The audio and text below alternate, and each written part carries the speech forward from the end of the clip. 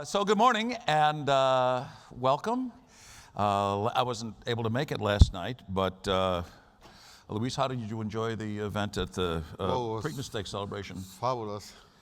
And fabuloso, I guess. Fabuloso, increíble. And I understand I had actually the reason I couldn't go was because I have an abject fear of butterflies. And so I guess there was a butterfly pavilion there. How was that? Increíble. Yeah. I guess that's incredible. And I left my jewelry at home, so I had my Hope diamond on loan to the museum last night. How was that? Oh, how do you say breathtaking? Aliento. Aliento, that's just as I was going to say. So, incredibile, spectacular, aliento. And we're just one day away from the Preakness Steaks. So why don't we give our attendees just a couple little facts about the second jewel of the Triple Crown. What do you say? Perfecto. Perfecto. Okay, perfecto indeed.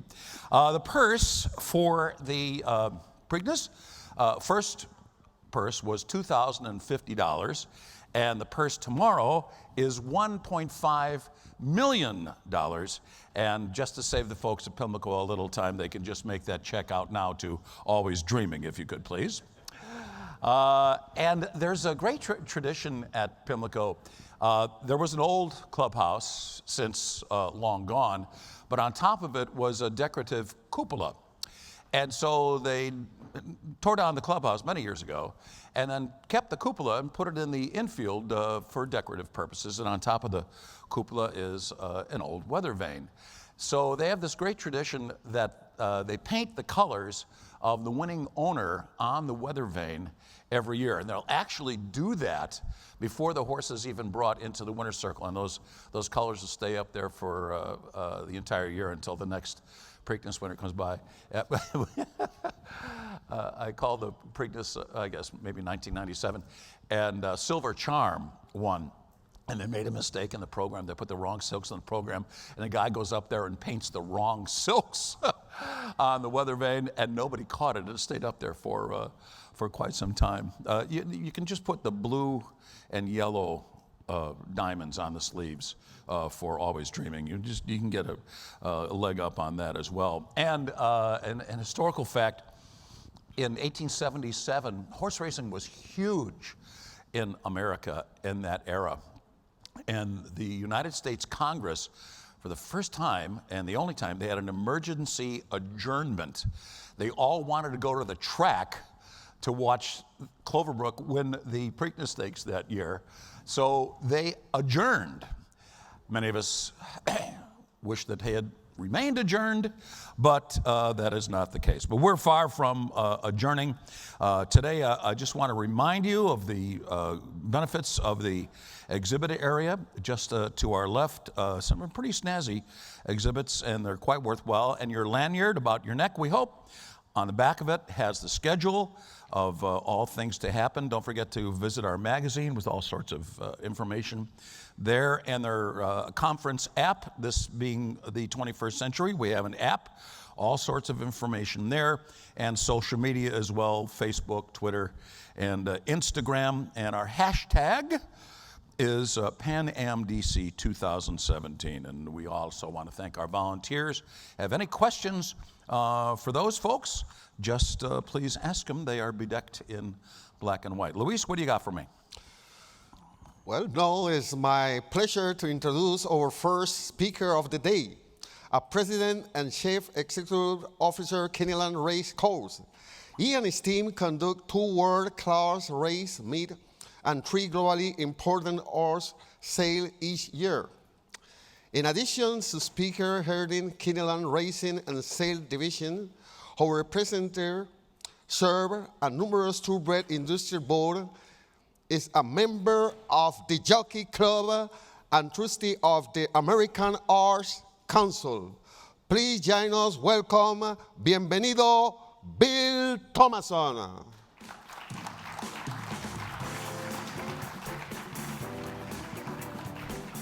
Yeah, bienvenido. Bienvenido. Introduction. Thank you very much. How much fun is that? Good morning, everybody, and welcome back to the conference. That was probably the most excited introduction I've ever had. I like that. That was fun. First off, a special thank you to the Jockey Club and LARC for putting on this spectacular event. It's very important for all of us to get together. We owe so much to the Jockey Club and all they do for the industry that every opportunity that we get, we want to take that to thank them for their efforts and their tireless efforts on behalf of the industry. And also to thank the Stronach Group. What a great fun night last night. First off, I wanted to thank Tom. I'm getting ready to celebrate my 40th wedding anniversary, and my wife's sitting back in the crowd, and I asked Tom if he wouldn't just kind of borrow the Hope Diamond last night and bring it home like he did, and I wanted to show it to Barbara when we got finished. So when this is over, Barbara, we'll get a chance to look at it, and then when they bring Tom back out of his handcuffs and they get the Hope Diamond back, we'll head home. It's also appropriate today for all of to let you all know something that a person very special to a whole lot of people in this room because he spent a lot of time in many of your countries. Tom Thornberry, our longtime Associate Director of Sales, who is officially retiring from full-time work this year, has just retired.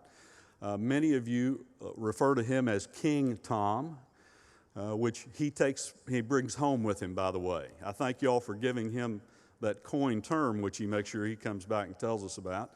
And what I have come to find out is that the reason that he has retired from full-time employment is so he can spend his entire part-time life in your country and in your areas. So you will probably be seeing more of Tom Thornberry than less. But we really want to take this time to appreciate Tom and everything that he's done for Keeneland over these many, many years, and know that y'all will continue to get to enjoy him for a lot of these to our detriment. So thank you all, and I'll make sure I pass that along to Tom. It'll mean a lot to him. He's a very special person. So far, yesterday, we heard from our good friend Andy Barr. For people who understand the industry and they're passionate about our industry, they understand how much it means. I think you heard from him, but I don't think we also understand the type courage that it takes for what Andy has done in representing our industry in a town that, as you might notice from what you read, and it's very common here and common in a lot of places, might not be as organized and as functional as it should be. So he is not only passionate about our business and courageous, but he's having an impact. We're very happy for everything that he's done. A lively conversation yesterday with Hong Kong steward Kim Kelly with his trainers panel, and we also learned a few things there. We found out Ken McPeak how much he loves his horses, that he takes them all over the world on vacations. We all know that trainers might do that, but I thought it was great when he said that he loves to take them to all of your special countries as well as around the world. So that was good. And then from the Breeders' Cup, we love the red socks that he had on. And for all of you who might not know, sometimes the Breeders' Cup representative doesn't wear socks very much, so that looked good. John Hardig, Racing Form, new products, new innovations that are going on from the Racing Form for our wagering products, and we're appreciative to hear that. And we at Keeneland have long appreciated these great relationships with our countries from all around the world. So the growing Korean racing market, which is so important, and with Yangtae Park, who gave us even more reason to be excited about many of the exciting things that are going on in Korea and around the world. And then our old friend, Michael Blowen, just has done terrific work with his horses and with the aftercare of horses and taking care of those animals that have been so special to all of us. Scott Wells, nobody more knowledgeable anywhere talking about the Racino experience. And for some of you from Uruguay know that he is known, I understand, as the Apache. So Scott, thank you for everything that you did yesterday, because there really is no one with any more knowledge. And the thing I've already heard this morning too, which has been very interesting, is the comments about all of the discussions that were held by the great panel on racetrack architecture. The ability to take great history and blend that with keeping the history, and then how that relates to modern day fans and our fans' experience, and bringing people to the race course and exhibiting our sport. very few things are going to be more vital for us as we continue to try to expand and enhance our fan experience at all of our racetracks. So today, equally as informative. We talk about ownership, syndicates, and racing. Elaine Lawler, Jose Nelson, Gatewood Bell, Fernando Diaz, De Valdez, and Rick Nunley. We look forward to hearing from them. Evan Hammonds and John Miller, what's going to be happening on television, racing on television, so important. Marketing conversation, attracting new fans. We talked about it because there's so many things that we discuss now that are for all of us with Gary King, Jim Lawson, Carlo Rossi, Juliet Slot, Mauricio Morel Tessara. We look forward to that panel. PMU on their international strategies and the panel discussion about what's happening in South America between Horacio Esposito, Carlo Rossi, Hernan Siriani, and Guillermo Lieberman on their view from South America. All that very important for us. And then also these discussions that are held that we all talk about so much that are critical to our success, integrity, and issues on integrity. Jose Gorchak, Louis Romanet, Maya Federico, and Larry Bowers. And all these things to be able to talk together are important. And then the group that has been so visionary and so supportive and done so many things when Belinda Stronach is able to give the address this afternoon. And they have been impactful over so many decades and even more impactful right now with some of the thoughtful and strategic things that the Stronach Group is doing. So we look forward to hearing from her. Now, kind of the other opportunity that I have is to kind of set the tone for a few things that are coming from us to allow me, speaking on behalf of Keeneland and welcoming you this morning on kind of this international perspective that we take on, because we really do. The collaborative efforts that have been going on so many years between the North and South Americas, and so many horses from America have distinguished themselves. Our jockey colony, so many have the Latin influence of our jockey colony, the success that's achieved by numerous transplanted trainers who have come to America. The recent investment in farms, especially in central Kentucky, has just been tremendous. Our breeding stock and racehorses. At the same time, interest in American pedigrees has even increased in the shipment of those horses to South America. They're so important. So this influence has changed the face of Latin American racing. For example, the current Argentine champion sayer, 60 Song, winner of the Pellegrini and Latino Americanas out of America, purchased at Keeneland November by Breed of the Year Horace Firmamento. The mare Blissful Song was named Brood Mare of the Year in Argentina. We couldn't be prouder of this small success, but we all know the ebbs and flows of economies make this relationship that we have together so very important, because people are up and people are down. The quality of the bloodstock, though, we also know is rooted in these pedigrees, and it's rooted in the quality of the ground and commitment to the integrity of the sport, which all of us have. So this mutual heritage that we have is so important, and that's what our mission and our goal is, to promote, perpetuate, and improve the sport. Throughout our history, that's what our founders have charged us to do. It's our mission.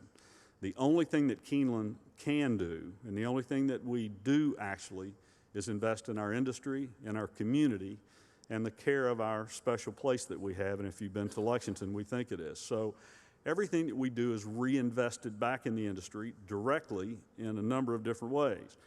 We sponsor races in South America, Australia, the Caribbean, China, Ireland, Korea, Russia, and even in Sweden. Domestically, we support all of our racetracks that are here. Del Mar, Saratoga, Pegasus World Cup Day, Annual Eclipse Awards. So when I talk through some of these things, sometimes it sounds like we're saying I. Keeneland, we don't use I ever, we use we. So when I talk about some of these things, it's important that we kind of acknowledge some of the things that are going on in the industry that we think are very important to the industry. So when I say we, I'm not talking necessarily about just Keeneland. I'm talking about the things that we do domestically and internationally that we consider ourselves as partners that we're doing together. Some of those with the NTRA, what they're doing with racetrack accreditation, standardizing and acknowledging the importance of safety of our racehorses. We were proud to be at the start of that. Continuing to advance the technology in our race courses, which we all take very, very seriously. And also Javier Barejas, our track superintendent. Some of you in here know Javier because we share him around the world, and he spends a lot of time in South America and at many of your racetracks, actually, where we learn from you and you learn from the things that we're doing. So another one of those things that we do together. The Jockey Club, another one of those initiatives is what they do. The Jockey Club Research Foundation, the Welfare and Safety Summit of the Horse is held in Lexington. It's a critically acclaimed symposium that's brought together the equine injury database, the Racing Services Testing Laboratory, so important for the consistency of the racetracks. And one thing's very important, the safety of our jockeys as well. We have a jockey health information system that follows jockeys from track to track to track, so that if they ever have an injury, their medical records follow them. So if they do have an injury, we have their history at the track. And we're just beginning at the forefront that we're going to be launching in conjunction with that same partner group an initiative this fall for jockeys as well that are going to be on concussion protocols. And professional sports, so important.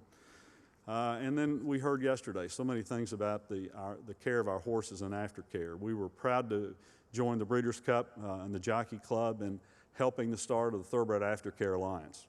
That also is having an impact around the country on the care of these animals that are so special to us. So all of these, when I talk through just some of these things that we feel are important that are happening, I only say I hope you heard some of this as we, because for everyone in this room and for all of us, that all of you come from internationally, when I look around the room at where everyone here is from, we all face so many similar problems.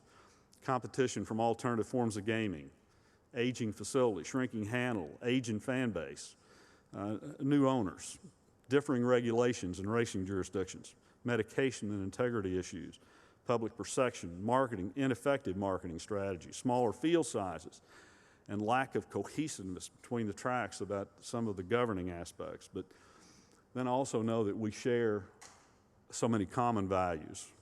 I look back last year to my day that I spent Derby Day at Valparaiso Sporting.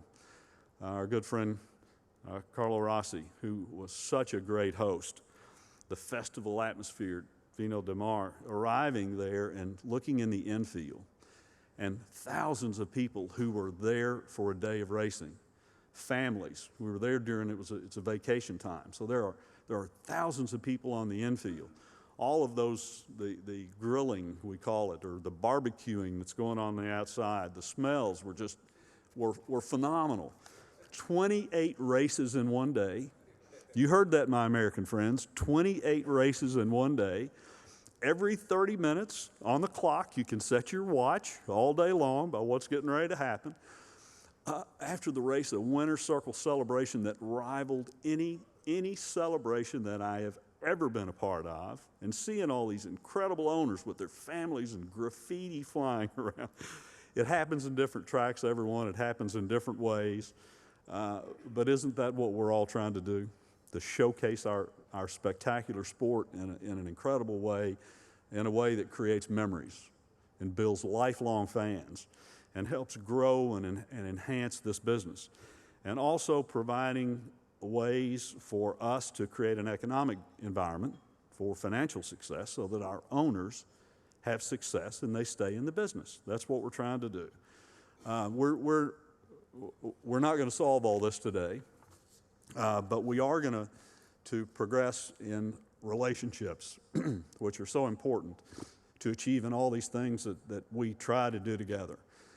We thank all of you for being here. We thank you for being a part of it. We know you're going to have an enjoyable day.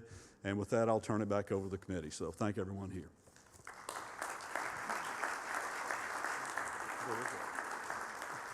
Well done. 28 races in one day. Sounds like a lot of fun. unless you're the announcer. So buyers from all over the world convene at Keeneland's sales pavilion, hopes of making a purchase of a graded stakes winner.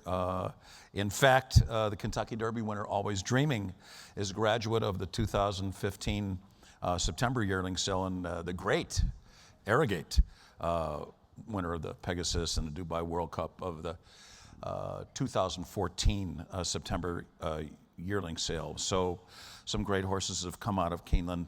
And thank you, Bill. Always Dreamin' found his way through your sales pavilion, and maybe we'll see if he can find his way into the winner's circle tomorrow at Pimlico. Our next topic focuses on thoroughbred ownership.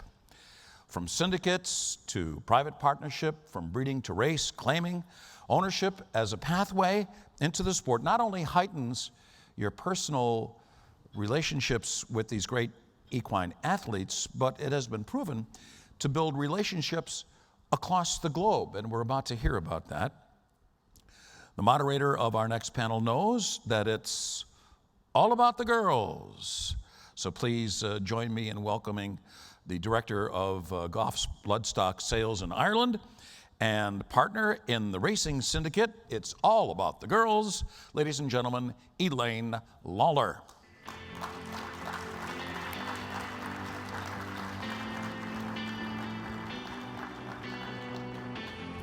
Thank you very much. Welcome. How are you? Are you Good, well? good. Thank you. All the best. Thank you. Well, good morning, ladies and gentlemen. How are you today? I hope you pulled up all right after that wonderful party last night. I'd like to thank our sponsors very, very much. It was a great, great evening. Anyhow, I'm here today to share with you thoughts and topics of syndicates, ownership, and racing internationally. Traditionally, thoroughbred horse racing was reserved for the very, very wealthy individuals. It truly was the sport of kings. Historically, most racehorses were bred and raced by their owners. This began to change after World War II, when the commercial breeding industry became significantly more important in America, Europe, and Australia. In the last few decades, it has become increasingly common for horses to be owned by partnership or syndicates. For example, the first syndicate to hit the big time was in 2003, when the Kentucky Derby winner Funnyside was owned by a group of 10 partners organized by the Saratoga Stables. Then to follow that in 2005, Motivator, owned by the Royal Ascot Racing Club, won the English Derby. Harbinger came shortly after that in 2010. He was raced by Highclere Thoroughbred Racing, and he won the King George V and Queen Elizabeth Stakes. And then in the US, not two weeks ago, let us not forget Always Dreaming winning the Kentucky Derby. The growth of syndicates has resulted in many more people participating and racing and experiencing the excitement of horse ownership. Interestingly, this has occurred at the same time that spectator participation in our sport has declined and continues to decline. Arguably, syndicates have played a critical role in sustaining the industry over recent decades, both on the track and in the sales ring. Today, we want to explore the syndication model in various racing jurisdictions so that we can ascertain which characteristics are most vital to grow partnerships and syndicates, which will then translate into a greater success for the thoroughbred industry. The growth of syndication has been immense, and most notably in Australia. 1 in 310 people in Australia own a share in a horse, and on Australia's current population of 25 million, that translates to nearly 80,000 people owning a share. If we could do the same, and the same could be achieved in the US, that would equate to about 1 million people owning a share in a racehorse. I would like to share my wonderful story of syndication with you. A couple of years ago, I was down at the Magic Million sales, and I was traveling on the sales bus in the Gold Coast, and I ran into Anna Seitz, and we were sitting on the bus, as you do, and we were chatting away. Anna works for Fasig-Tipton and is founder of It's All About the Girls Racing Syndicate here in the US. Anyway, we got chatting about the fabulous prize money on offer to graduates of the Magic Million yearling sales and the added bonus of $500,000 on offer for horses owned exclusively by women. And in a designated race, which is already worth $2 million. So by the time the courtesy bus had pulled up outside Magic Millions, the wheels were in motion and a major networking exercise was underway. So Anna and myself, anyway, we got started. It encouraged us to create a syndicate of 40 women from around the world, including Ireland, England, France, America, Malaysia, Australia, and New Zealand. And we got together to really enjoy the ownership of owning a racehorse and to have some fun. We raised $200,000 by issuing 40 shares at $5,000 a share. This was to cover the purchase price along with the training expenses for 2 years, so there was no monthly bills. James Bester was our agent, and he purchased a wonderful filly by Star Witness out of Spectacular on the last day of the sale for $65,000. The filly was to go in training with Gay Waterhouse, and she was appropriately called Global Glamour. The following video will give you some idea of the excitement around the Global Glamour Syndicate. This time 2 years ago, a yearling filly by Star Witness was purchased with the intention of putting together an all-female syndicate to race for the Magic Millions Racing Women's bonus. The filly, appropriately named Global Glamour, was to be trained by none other than Gay Waterhouse, and shares were sold to over 40 women from 7 different countries around the world. And now she's back, the dual Group 1 winner, for a crack at the Magic Millions $2 million 3-year-old guineas. Global Glamour being tackled by I Am a Star on the inside. It's Global Glamour, Whispering Brook and I Am a Star, but Global Glamour, she wins it from I Am a Star. So let's start at the beginning. This time, 2 years ago, you were here at the Magic Millions sale and you thought, let's buy a horse and get a few women involved. Is that how it began? Absolutely. We were sitting on the shuttle bus together coming to the sale, and we were talking about the amazing bonus that Magic Millions offers for women, and we said, well, why shouldn't we try it? I have some syndicates in the States for women, and Legs is a great friend, and we just said, it just was natural, it just happened. But you're not new to racing, the pair of you, but a lot of the women you've brought in are new. Yes, there's quite a few new people in there, which is fantastic because they just think this happens all the time. They get a Group 1 winner when they buy a horse. Yeah, there's a great mixture. There's people who have been in it all their lives, but they've always been wives of husbands who are at the forefront, and they've always been kept in the background. Now it's their horse, and they're really getting a kick out of it. So there's a good variety, good mixture of women. When the girls told me that there's going to be women from all around the world getting involved, I just thought what a great opportunity. And what Katie Page has been doing for women in racing with, you know, the bonuses and all that sort of thing, I thought, let's give it a crack. Global Glamour gives Gay 1,000 guineas. She wins it from I Am a Star. Racing is made up of an enormous number of the female sex. We don't all get the same notoriety as you or I do, but it's nice to see, and it's nice to see them enjoying it so much. And it's so funny because we call the husbands handbags. So when we had our second Group 1 win, which happened to be at Caulfield in Melbourne, all the men were standing at the back of the podium. It was so funny, you know. It was Green with envy, I imagine. yes, it's just nice to see. Global Glamour clinging on though, and Global Glamour gets the job done for Clark. And what do you think she's done for women in racing? I think she's just opened the eyes to a lot of women that they can get into the sport. That's our whole goal, is to promote racing, to get women in, to have fun. And I think women are a little intimidated by the process because it's scary. Like, how do you own a racehorse? How do you go about it? And we try to take the intimidating factor away, and then you have a really good filly like her. A lot of women are interested now, and they want to do the same with their friends. It's the ones for you. No. Thank you very much. We've had such a fantastic ride. It's been unbelievable. But I just want to say about Australia, it's without a doubt the country that has most syndicates because the system is uncomplicated and successful. Why? one reason it's so easy to be part of a syndicate there, and secondly, to create and register a syndicate. At all the sales that you go to, there's a stand dedicated for syndicates. They show you how it all works. They explain to you how you fill out the forms, what you do, what you need to do to get the syndicate registered. Racing in Australia is incredibly transparent. The communication from the trainers is excellent, where one receives at least a weekly update on your horse, whether it's in full training or at the farm. The owner, no matter how big or small their percentage is in the horse, feels completely involved. It's my horse, you know, and I've got a horse running, and they might just, own 1.2% of the horse, but they feel it's their horse. And along with the updates, trainers will also include a video picture of the horse's progress. The paperwork to form a syndicate is very, very straightforward, and information from the various racing bodies is so accessible.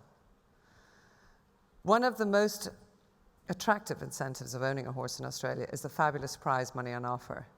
In Sydney, the minimum prize money on offer at a Saturday meeting is $100,000. Global Glamour is a multiple Group 1 winner with earnings of $1.25 million. Gigi, as we affectionately call her, as she hit the line in her first Group 1 win in the Flight Stakes at Randwick last October. She delivered a multinational victory to her 40 owners who cheered her home and leapt for joy. One from under a midnight moon in Kentucky. I was at a pre-party in Shanty. There was people in Kildare, London, Auckland, and trackside at Sydney. Due to her fantastic success as a dual Group 1 winner, we now have a filly worth in excess of $1.6 million, for which we paid $65,000. How lucky are we? We're living the dream every day. And my job has been made incredibly easy as a racing manager, because Gay Waterhouse is just fantastic. Her constant communication and presence at the many parties and syndicate gatherings has been outstanding. Last night we had a 2-year-old, the next horse following Global Glamour called Invincible Glamour, trialling in Sydney. I was at the museum at the cocktail party, Gay's on the phone telling me how the horse is doing. You know, they're so open and accessible. Unfortunately, Anna couldn't be here today because it's all about the girls as a runner in the Group 3 Preakness stakes today. So anyway, without Anna, I think her involvement and enthusiasm and getting people together, and it's really all about having fun and having a laugh. And you know, if the horse doesn't do well, at least the experience of owning an ownership for your $5,000 investment or whatever it is, you really feel that you got value for your money. Anyhow, to continue this wonderful story, I just want to quote a bit from the Racing Post that said, "The success of Global Glamour is an example of syndicate ownership at its best. And the story of our 40-strong group of owners highlight the incredible journey horse racing can take owners on, even if they've not spent a small fortune." Thank you for your attention, and I would now like to introduce one of the members of our panel to come, Fernando Diaz-Valdez, who is racing manager for the Don Alberto Corp.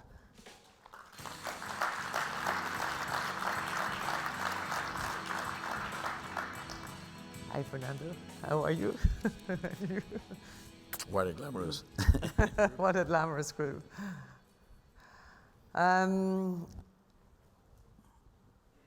Fernando is head of the Don Alberto Racing Corporation, as you know, who have had wonderful success around the world, and they have a wonderful filly at the moment called Unique Bella. Can you tell us a bit about her, Fernando? Or well, we bought Unique Bella last year. The sales was, I think, 400,000.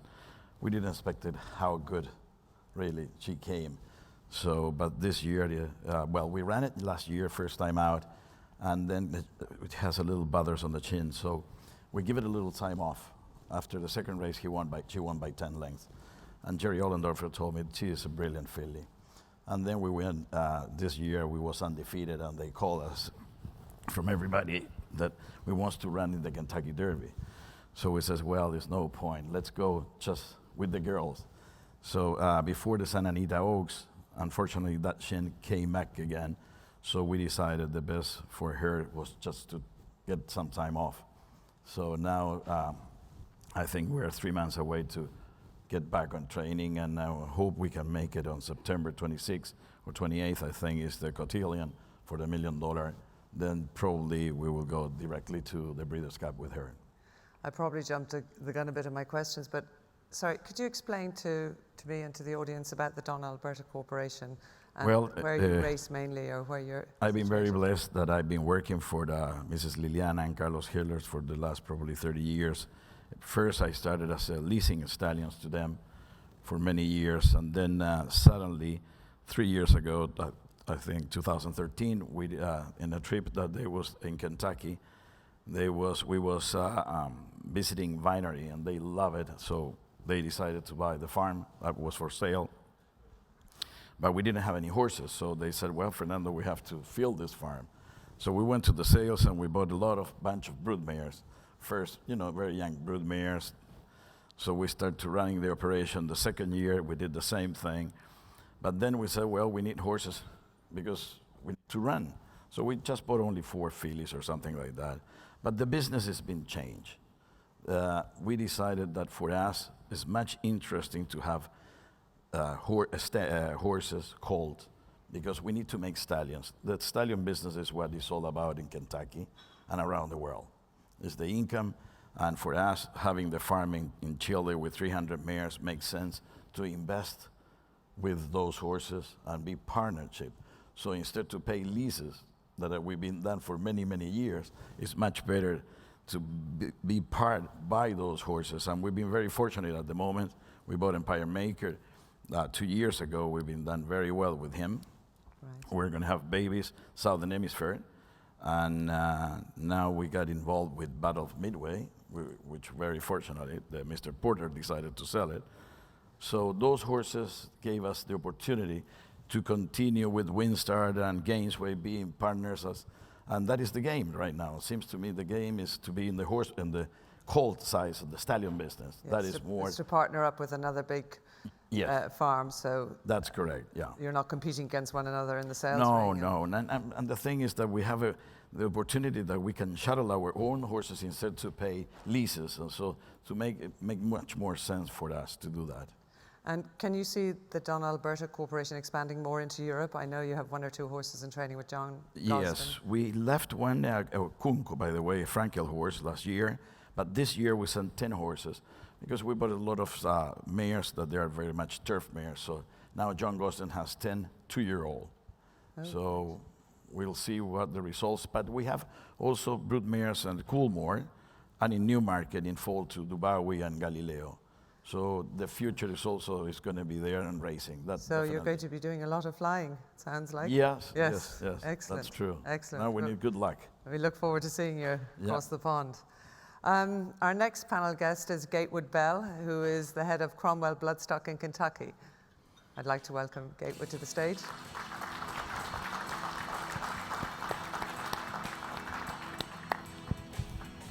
Very welcome, Gatewood. Good Thank to see you.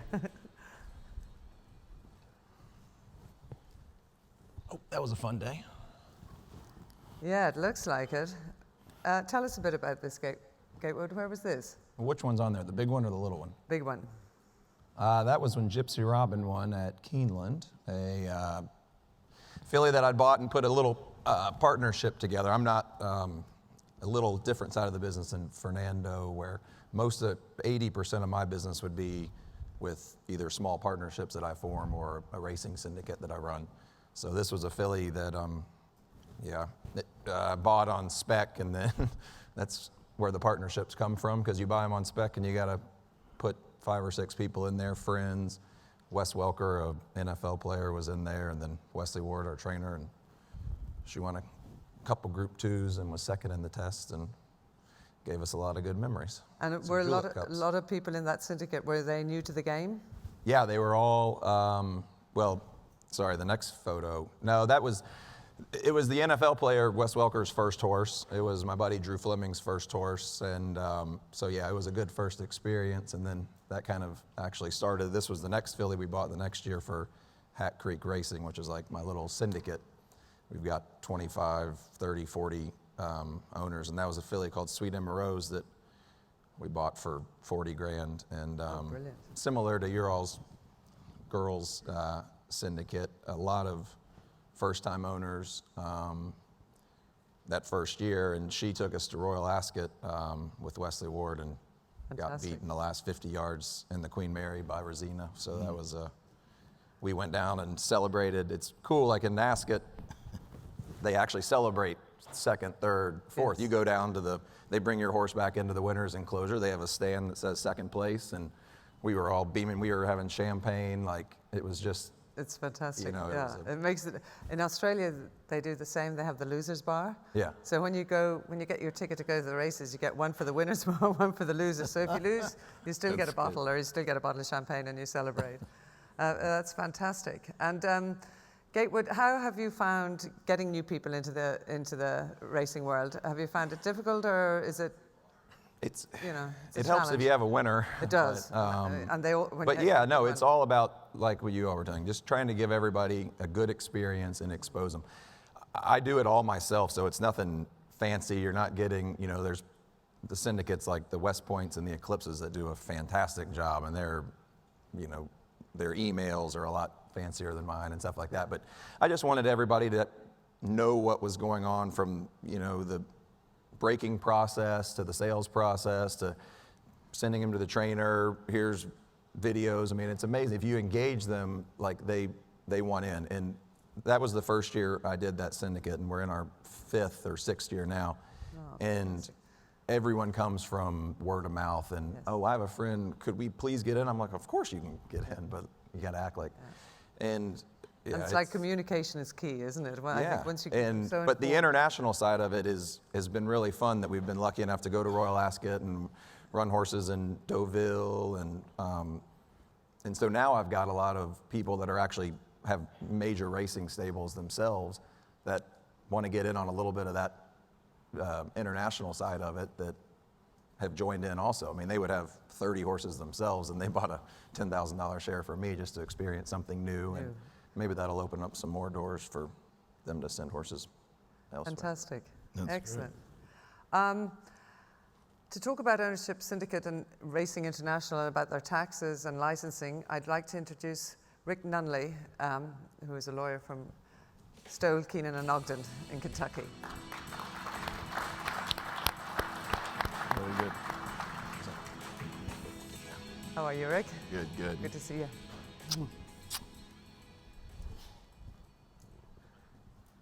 I saved this one for legs. Oh, thank you. Rick, I'm just waiting here for, here we go. This is obviously a syndicate you worked on with Gatewood to put together and stuff. Can you tell us a little bit about it? Yeah, it is. This is a syndicate that Gatewood put together, and one of the things that Gatewood did here that I think is really a smart move is there were 4 horses in the package. So all 4 of the horses in that package were winners. But Gatewood mentioned earlier Sweeta Moreau. So this photo is the winner's circle photo at Keeneland. She won the first 2-year-old race of the year at Keeneland by 9 lengths. And so Keeneland, for most of the people, I would think Gatewood are from the Lexington area. So for us, it was it's extremely exciting. So you can see the winner's circle photo. Everybody's having a great time. So that was very special for me. And Elaine, I think one of the things that you mentioned in your presentation is the ability. One of the great things about syndicates is the ability to get in at a fairly reasonable level, which was for me, quite frankly, I couldn't afford to go buy 4 horses and put them in training. So this was a really, really good opportunity for me and a lot of fun. And it's I know myself, I couldn't afford to race a horse on my own, but to get a few pals together, and it's lovely. I think when you're in the winner's enclosure and you have a few mates to share the moment with, rather than standing there as Norman, no mates and no one to talk to. Well, and that's what it's all nice. about. If you look at this picture, that's when the filly went to Royal Ascot. Good-looking guys.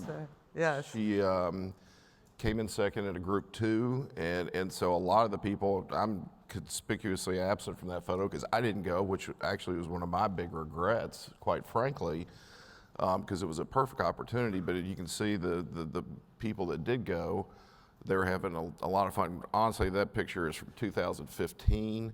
The filly ran there in 2013, and I'm not sure anybody could come up with an appropriate conference picture from 2013. But so the way it went in, one of the things Gatewood did, and I think it's very important in these syndicates, is you have a plan. And Gatewood put together a very good plan, and that was you'll race the fillies as 2-year-olds and 3-year-olds, and then with an eye toward essentially selling them at the end of the 3-year-old year. So this photo is Sweet and Moreau sold at Keeneland in November in 2014 for $500,000.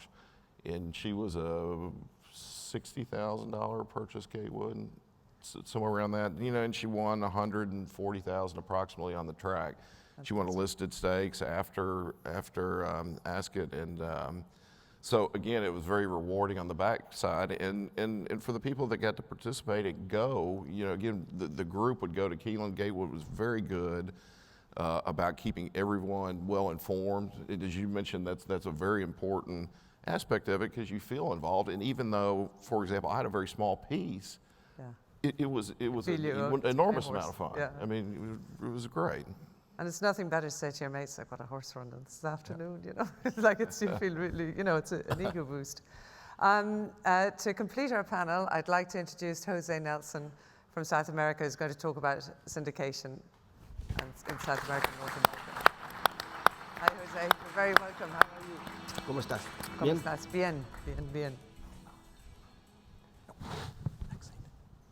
Now, Jose, these look like very jolly festive photographs. Can you tell us a bit about them? This is the lane seat. Nothing personal. Thank you, Gatewood. Sorry, Jose. These look, as I said, very jolly photos. Can you tell us a bit about them? Wow. You know, there is like a link among all the pictures that we've seen, no? I mean, the owners celebrating the victory of a horse in San Isidro, in Ascot, in Keeneland. We run in Buenos Aires a very small breeding and racing operation. We have 4 brood mares, and we breed to run, as you say, in United States. And in order to run, we basically invite friends to join the ownership of our horses. We've been very lucky. We won many stakes races in Argentina. We developed some stallions in Uruguay. And some of our brood mares have been top 3 in the sort of Eclipse Award in Argentina. So that was fun, but in 2013, we shared the ownership of a horse bred by La Pomme Farm with Pablo Cabulaquian and Horacio Espósito. And we share the ownership like we share the ownership of many other horses before, but this was a special horse. He first became champion 2 years old in Argentina, and that was great. And then we face the second part of the year, which is in America is, for instance, when after the Triple Crown, you meet the older horses in the Travers or those races. And our horse was able to beat the older horses, and then he became champion miler. So with Horacio and Pablo, we face the crucial point that all the South American owners face at that time. You have the horse that you've been dreaming your entire life, maybe the entire life of your father and your grandfather. And you know that if you stay in South America, you will still have fun, of course, but you will not be able to compete at the highest level. The risk of going on your own to United States or to Europe, but most of us go to United States, are very high. Not only for the financial aspect of going to United States, but also because there are many details that you don't know. It's a foreign jurisdiction for you. And the only thing that you get at that time is great offers from people all over the world trying to buy your horse. So in that moment, we need to create some alternative for the owner, because if you sell the horse, you cash in and you are happy. We all like to sell a horse in $300,000 or $400,000, but you are losing the very essential reason why you are in this business, because you are in this business to win the races, take the pictures and compete. Is there any chance you could, consider doing a partnership, don't sell the horse completely, but sell 50% of the horse, 25% of the horse to America maybe, and they could share the expense of shipping the horse up to North America? We took that way because at that time, and I think today, there were not syndicates in place to offer us to sell a part of the horse and stay with a syndicate. So we found one partner, just one partner in the United States, and we were very lucky to be around one of the best horsemen I met in my entire life, which is Neil Drysdale. In addition to be a gentleman, he's a great horseman.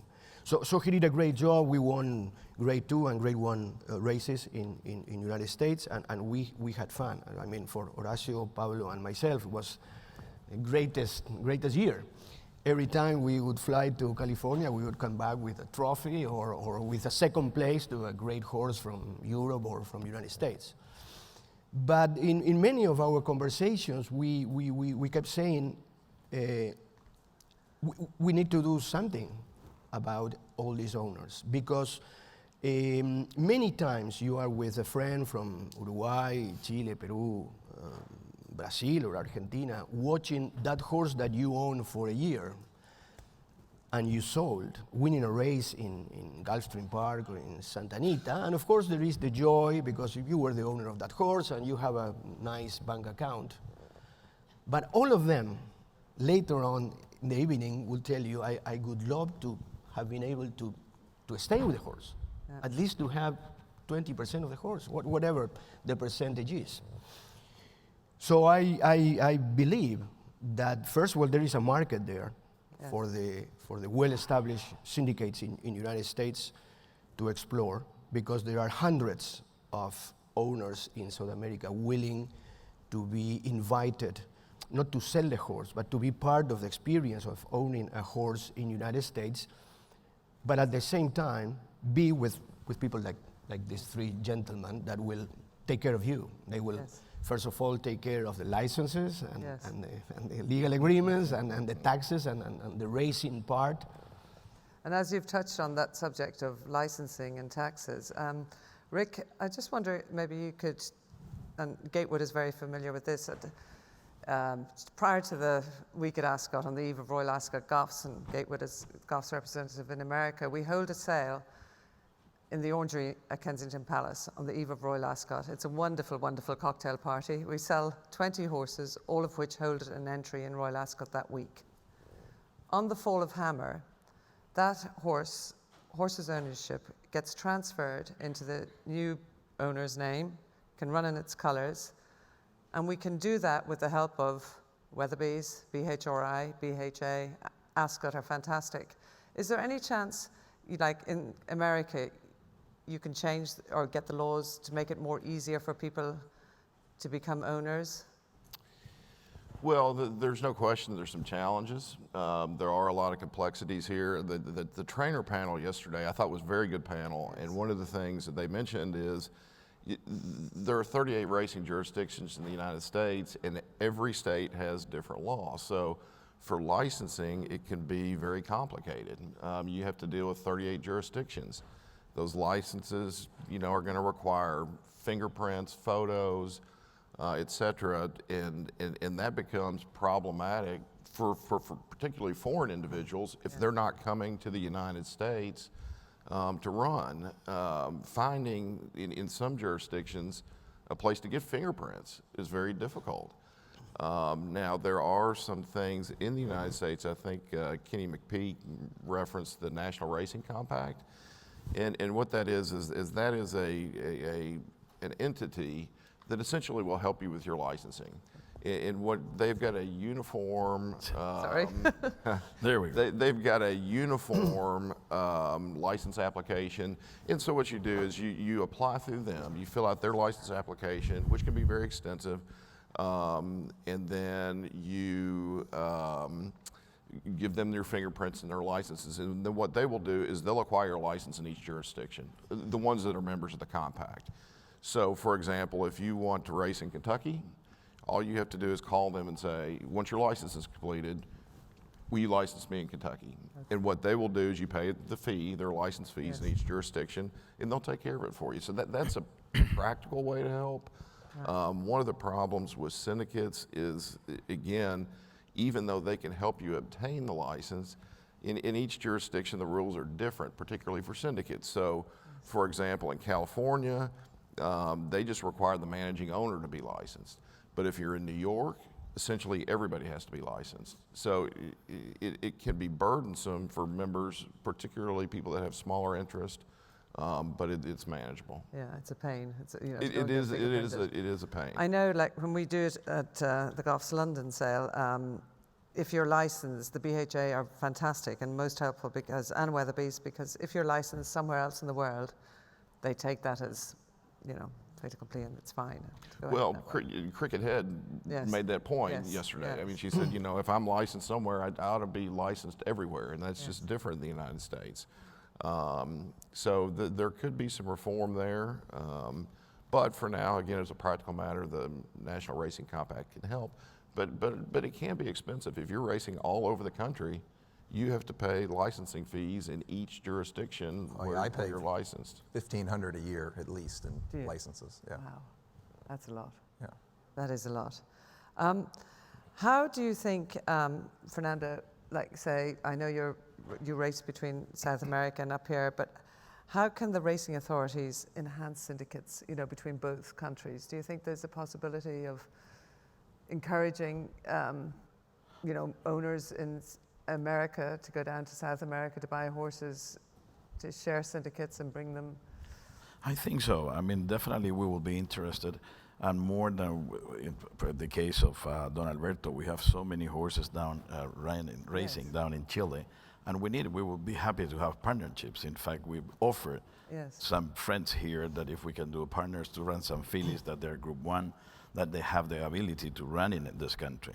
Yeah. But I think the focus now is much more in the stallion since the last 2 years, because I've been seeing, for experience, that everybody now is trying to buy those horses that go into the Kentucky Derby. It's something that is amazing. If you look at this Kentucky Derby, or now the Preakness, most of those horses, they've already been syndicated. Yeah. And the prices, they go up to the roof. It's crazy, and I think that the South American, they should invest in those, because it's a very interesting market here to have those stallions, breeders from there, run the horses in partnership with breeders here, and then they can send the horse down there to be as a stallion. So you can shuttle, you have a good investment on doing that. To get more people into this wonderful game, we're all in it. Like, I find syndicates are fantastic, and they encourage people in, and it works. I wonder, maybe with the racing authorities, between South America and North America, and maybe even Europe, we could do a series of races eligible for syndicate owners, that maybe could bring horses from A to B and bring owners and, give everybody the experience of racing around the world. It's just a thought that maybe we could do something like that. Or Absolutely, yeah, I think so, and it's a great opportunity. And I think now you can invest in Europe, which is so great to have partnerships there. Absolutely. You have great programs for wonderful races.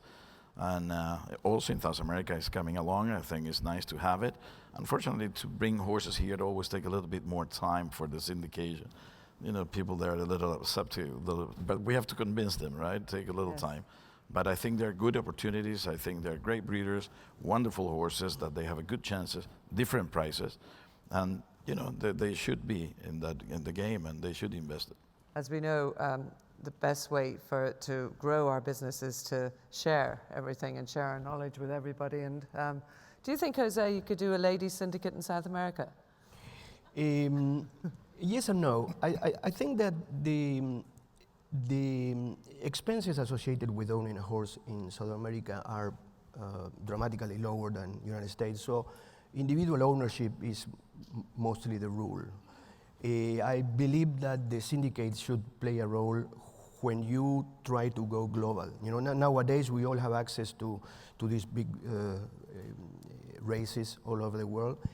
In particular, in connection with this Pan American Conference, I think that we in South America are very familiar with the racing program in United States. So in my opinion, the trading between North America and South America has been more on the side of moving horses, but we are not moving people. So we are living, in my opinion, at the table, a lot of excitement and enjoyment, but also a lot of business, because the will of the owners in South America would certainly be to stay with the horse and run their horses in United States. In addition to that, once you have the experience with one horse, and that is, I think, the rule in every syndicate in United States and in Europe, you may start owning few shares in a syndicate in United States because you are lucky to be able to contribute a proven horse from South America. But if the experience is good, and I think that the syndicates in America are very professional and they provide you with a great experience of racing, that person will surely buy more shares in other syndicates, may invest in a syndicate for doing pin hooking or buying brood mares. We know how racing people are all over the world. So I believe that there is a lot of business, a lot of trade to do between North America and South America, other than sending stallions from the United States to South America or selling horses. I think that we should create more stable, permanent business between North and South America. Okay, very good. Gatewood, we're both trying to get new people into the business all the time, and yeah, we getting need new to, clients and all of that stuff. And I was wondering, in Kentucky, like doing a women's syndicate is fantastic, and you can create new people. Do you think that we could get a group of doctors together, a group of dentists together, or a group of college kids, when they're coming out of college, just to like this? Yeah, we need to in America because I mean the sporting owner, the owner breeder of old is just about dead in America. Yes. And as Fernando was touching on, now all these big farms, they're just competing over the top 1% of the stallion market, and we've got people that used to be buyers are now sellers. Yeah. There's very few Phipps Stables and George Strawbridges left, and so we need to bring more people in the syndicate level in to bridge the gaps. And I know in Australia, like that's the model to me. That's the model. I just went it back really last year. Yeah, it's fantastic. Or earlier this year, and that is the model. I mean, the finances work. The beauty of syndicates to me is that it eliminates all the financial pressure. It allows people that are, wouldn't be able to get in the game to get in at a small cost, but it also, like for me as a syndicate manager, it takes the pressure off of me where I don't have to make a decision based on finances. Yeah. Like, I don't have to sell my horse. Hey, there's 40 people here that, if I owned it by myself, sure, you can, here, I'll walk it over to you. But with the syndicate, it allows you to realize why we all are in the game, and that's to have fun and have these experiences and share these experiences. And I've got a lot of pictures in my house of winner circle photos and julep cups on the thing, and there's not a single picture of me cashing a check or, Tell me, what do you do in the situation that when you have a winner, how do you choose who gets to lead the horse in, or who gets to keep the trophy, or how do you? The leading the horse in, I'm not a big leading the horse in. I've never let a horse in ever, so I'd say whoever looks the most excited to do it, feel free to. Got very good lawyers at Stall Keene in Ogden that actually, I think Rick and Drew Fleming wrote up my first agreement, and I actually caught it, and I was like, why do you put, he said, believe me, you need to put this in there because everyone's gonna think they get that Keeneland Julep Cup. Yeah. So the syndicate manager gets it. Oh, you get it? Oh, really? Oh. That's good. I tell the you, interesting thing is not only, you do have some issues like trophies. I mean, you think about it. If you've got a horse if you're lucky enough to get the ultimate prize and you get a Kentucky Derby trophy. I don't even know if a Derby trophy, if a duplicate is available, but if it is, it's a solid gold trophy, and just think of what the price of gold is today. It would be almost unaffordable for anybody to get that duplicate. So duplicates are usually available, but somebody's got to pay for them. So it's important to address that in your documentation. You know what we do what I did in Australia was auction. You know, put it out there to the best bidder. Yeah, well, and that's a great concept. And get money in for the ongoing expenses. But Rick says a good point. But listen, we was happy if we win the Kentucky Derby to share that trophy and, sell it and make a copy for $50,000. The trophies. Yeah, we will be happy to pay that. We'll say that's right though, because when we won the Diamond Jubilee, where it was just a two-person partnership, but one guy owned the majority of the horse, so I got it quoted to make a replica, and it was like $150,000, and so that didn't happen. Take it out of the purse, so don't worry. So they should have done. And how do you find Gatewood, like the communications from the trainers to you? How is that going?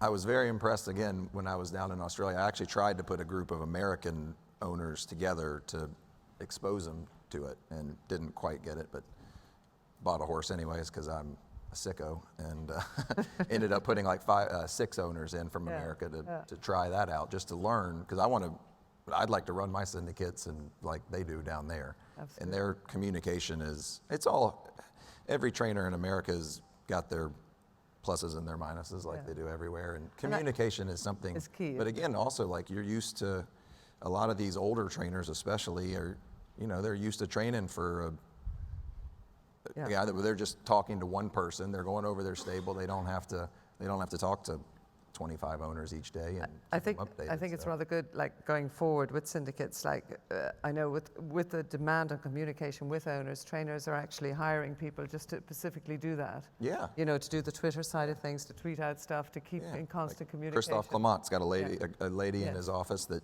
all she does is email. She emails us work videos, stuff like that. So I mean, he would be a good person that would. And just speaking about how we get new people into our wonderful industry, which we all love, is, I think Bobby Flay is a fine example of somebody who's on television as a chef. Every time he has a show, he brings in, his horses running or what's coming up next weekend and stuff like that. Like, I must, if he's there on Saturday, I'm going to ask him, maybe he can get a syndicate of chefs together and, or just new ideas just to keep this wonderful game alive. And as what I love about racing in Australia, you go to the track, and as you know, Gatewood, everybody dresses up. Yeah. The women bring a lot of glamour. There's young people. It's vibrant. I wish I could bottle it and bring it home. Those European festivals are similar to Royal Ascot, and everybody's in the top. I mean, the pageantry of it all is just like. It's fantastic, and having syndicates makes all of that accessible. Whereas people think, oh, I couldn't afford to go there. I couldn't go there. How would I get there? Yeah. And I don't know how we get racing from the back page to the front page. It's so important, I think, to get our racing, I know this is a prime example, but when Aidan O'Brien won the ARC last year, first, second, and third, it didn't even make the front page of the Irish newspapers, and it's, to me, that's such an achievement to do that. Like, right. I just wish we could get racing to be much more in everybody's day of thinking, or, I can be part of this, I can get access to it. Do you think, Rick, we could do some more with communication, or? Oh, I think there's no question. And Gatewood mentioned earlier that, for example, one of his syndicates, or now multiple of his syndicates, he had Wes Welker, who was a professional football player. Yes. Well, Wes then has brought other professional football players in, and then so you see, at least there are numerous professional athletes that are just starting to get in, and that draws attention to the sport, and that's a good thing. And they're competitive. A lot of them have careers that are not going to last forever, for sure. And so when they get involved, it does draw, it puts a spotlight on it. You know, Bobby Flay, for example, as you mentioned, he puts a spotlight on it, and he generates interest. And he makes it fun. And he makes it fun. And so I think, you know, going forward, it would be nice to see some of those people that are involved be maybe a little more vocal about it. But hopefully that'll be a trend that continues and will increase popularity. I know on 2 incidents, some friends of mine, they went to a charity dinner, totally unrelated to horses, but there was a day offered for a tour around the racetrack and of a stud farm. The people who bought that voucher came new into the game. You know, there's ways and different means of avenues of going out there to get new people in. And I just wonder, you know, if we can explore to, you know, also make a partnership between South America and North America. Like, we all need to share what we've got to keep our industry together. And I think... Well, one of the things that's going on in Kentucky right now, and I think somebody mentioned that yesterday, is an initiative called Horse Country. And right now in Kentucky, there's what's called the Bourbon Trail, and you can go to all the various distilleries, and there's a trail kind of like if you went to wine country in Napa and Sonoma. Yes. And so the initiative Horse Country now, they have opened up a lot of the major horse farms to the public. And so you can, as an outsider, you can come, you can buy a ticket, and then you can go to various different farms, and they'll give you background on the farm, they'll talk about their stallions, they'll talk about the business. And that is a really, in its fledgling stage now. I think it's been up and running for a little less than a year.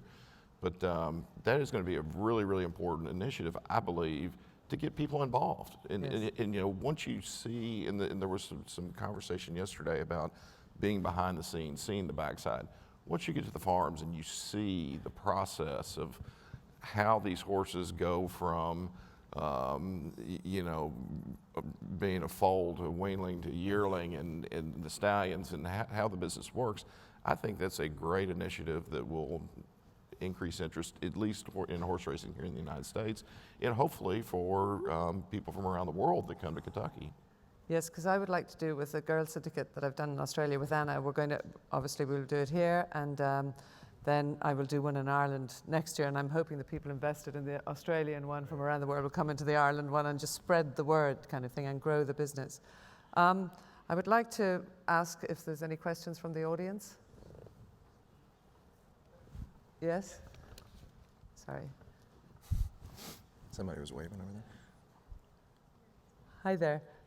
Hi, Lane. Giles Anderson. I publish Trainer Magazine now, but in my old days I used to help run Kennet Valley Thoroughbreds. That's right. And we had quite a bit of success with horses like Gateman, that by the time I was 35 years old had won 14 Great Stakes races with our horses and taken us all over the world: Hong Kong, Dubai, France, Germany, Ireland, Italy, UK, and obviously USA. One of the things that we found when we had the syndicates, there were races such as the Goffs Million, which we had runners in, and would Cartier Million, and the DBS St. Ledger Yearling Sales, all got a connotation to your business, I know, but we found those as great tools as being able to get people interested in racing and to sell shares. But you have to have an exit route for your syndication. So you have to say, right, I'm buying a 2-year-old, I'm going to sell it by the end of its 3-year-old career, and we found that people needed definition. But the other area that we got involved with was leasing, and I remember saying to my wife that I'm leasing a filly off a big farm, and we're going to run in the Oaks. And she said, how on earth do you know that? I said, trust me, this is going to go to Barry Hills, and ran in the Epsom Oaks. That was a great thrill, but that was a lease opportunity. And the questions that I've got for you guys are, do you see leasing as a way forward, point one, with major farms, as a way of getting new people in? 2, you talk about opportunities to promote, and we used newspapers a lot, and we did a deal with the Daily Mail when we ran in the Diamond Stakes, once again at Epsom. We always found Stephen Wallace, when he was the managing director there, to be a really great help in doing different things. But we got the Daily Mail involved in promoting ownership of the horse for the day, and it was obviously over the Epsom Derby weekend, and that also drew in lots of new people who suddenly became interested because there was a competition to have the horse running in their name, in our colours on Derby Day. But also the other thing that, with now my hat with Thoroughbred Owner Breeder, which is a magazine I'm involved with, is the licensing of syndicates. And that's certainly turning into a bit of an issue. There are a few, not obviously here, but there are a few rogue traders around the world. And in your experience, have you guys got together a way of getting regulation amongst syndicates and a code of practice for that? So quite a few questions to ask. I'll take the question about promotion and regulation. One of the issues that we have here in the United States is there are what are called securities laws, and those are they regulate investments. So for example, if you buy a share of stock on the New York Stock Exchange, that's a highly regulated industry and a highly regulated transaction. And those can apply to any investments. So, and that includes syndicates. If you go back, there's a real distinction between breeding syndicates and racing syndicates. Back in the 1970s, for stallion syndicates, there was what's called a no action letter that was issued by the Securities and Exchange Commission that at the time said breeding syndicates are not securities. So you don't have to worry about that when you're dealing with stallion syndicates generally. That's changed over time because back then the books were smaller and essentially people were buying shares to breed their own mares. And so that's changed. I don't necessarily want to get into that issue, but racing syndicates, there is no real exemption or there's not a no action letter like stallion syndicates. So you have to always be worried about the securities laws and complying with that. And there are various structures that you can use to try to make sure that the syndicate is not a security, in which case you don't have to comply. A lot of cases they may be, and then if they are, it's an expensive compliance mechanism. There are a lot of regulations you have to comply with. But one of the things that's problematic is when you have those investments, you can't promote them generally publicly. So that's a real impediment because everybody wants to do that. So that is a problem, and I think some of the laws over the years have gotten a little more flexible and it's a little easier to do, but that's a real problem with promotion. And the most syndicate country I'm familiar with dealing with is obviously Australia, but one can do a syndicate. You're allowed to do one syndicate and not advertise and do it among your pals. If you go more than one syndicate, you've got to become a licensed syndicator, and that's when you're scrutinized and you are responsible for everybody you bring in. But when you become a licensed syndicator, then you can advertise, you can promote, you can do all of that stuff. Sorry, I'm after forgetting what your other question was. Leasing. Leasing. Oh, I think leasing is fantastic, and a lot of that is going on in Europe, and a lot of people have success with doing that, and I think that is a fantastic way. And also, if you bring a horse to the sales and it doesn't sell, but for some there's nothing wrong with the horse, I think it's a great way to give that horse a chance too. And I think yes, I would be all on. I think leasing is. I think it should be promoted more, get more people in. Yes. Yes, Angel Contreras from Dominican Republic. One aspect about the syndicate that I don't know very well how to approach it is how do you, it seems that a lot of your groups are through people that you already know. So let's say, people hear of your business and you don't know me, maybe I'm not in the horse racing business, and I say I want to be part of your syndicate. What vetting process do you have, since many horse owners are very high-profile people, and I think they'd be maybe embarrassed to be a partner in a horse with somebody that maybe doesn't have that. What I'm trying to say is how do we make sure that the people that are coming into these syndicates are people of high integrity? How do you vet them? Is there a vetting process? Me personally, it's just about all word of mouth, and somebody that's already in the syndicate introduces their friend or a colleague that has interest. I mean, because I've had a couple that weren't asked to join, the next year because of issues like that, they got into it and thought they were making money and got mad when I made a decision that didn't maybe necessarily make the syndicate more money. And, so word of mouth, and I vet them through knowing somebody else that's already in the group. But I also have a much smaller partnership. How like a West Point Thoroughbreds or an Eclipse or something like that does it, I'm not exactly sure. Mr. But Taylor. You want to make sure they're vetted. Yeah. Don't most syndicates charge like all the money up front? I do with mine anyway. And so you have, I mean, We've for no vetting mon- the guys, so if you have all of them, if they send you the check and it clears, then they're in. Yeah, that helps. Yes, but I know with my syndicates, it's a bit like, it's a friend of a friend of a friend, and they're like-minded people we put together. And as Gatewood said, if you find they don't fit into the program, well, the syndicate is automatically full next time, or But I think. I know some people who are not au fait or are used to syndicates think, oh my God, I don't want to stand in the winner's circle with someone I don't know or somebody I mightn't like or whatever. But I must say, with mine, I try and put like-minded people together, and hopefully, and I must say the contacts, the networking that has gone on with my women's syndicates has been fantastic. And we besides the race meetings, we do meet for other occasions as well. So I think, it gradually grows. And you just hope it works out. Yeah. Hi. Oh, good morning. I'm Russ Sapienza, partner in the sports practice at PwC, but here's a co-owner in a syndicate that's made up of about 100 people. We race mostly in California and a little bit here in the East and soon in Maryland. And we participated in a program that an operator ran with the Maryland Breeders, the Maryland Owners a couple months ago. They had a fantasy owners day at Laurel Park. And we were exhibiting there to try to attract members to our syndicate. But I don't know if there's anybody here from that organization, but about 250 people showed up. It was a free day. It started with workouts in the morning, ran through breakfast, a morning of panels, and then the afternoon at the races.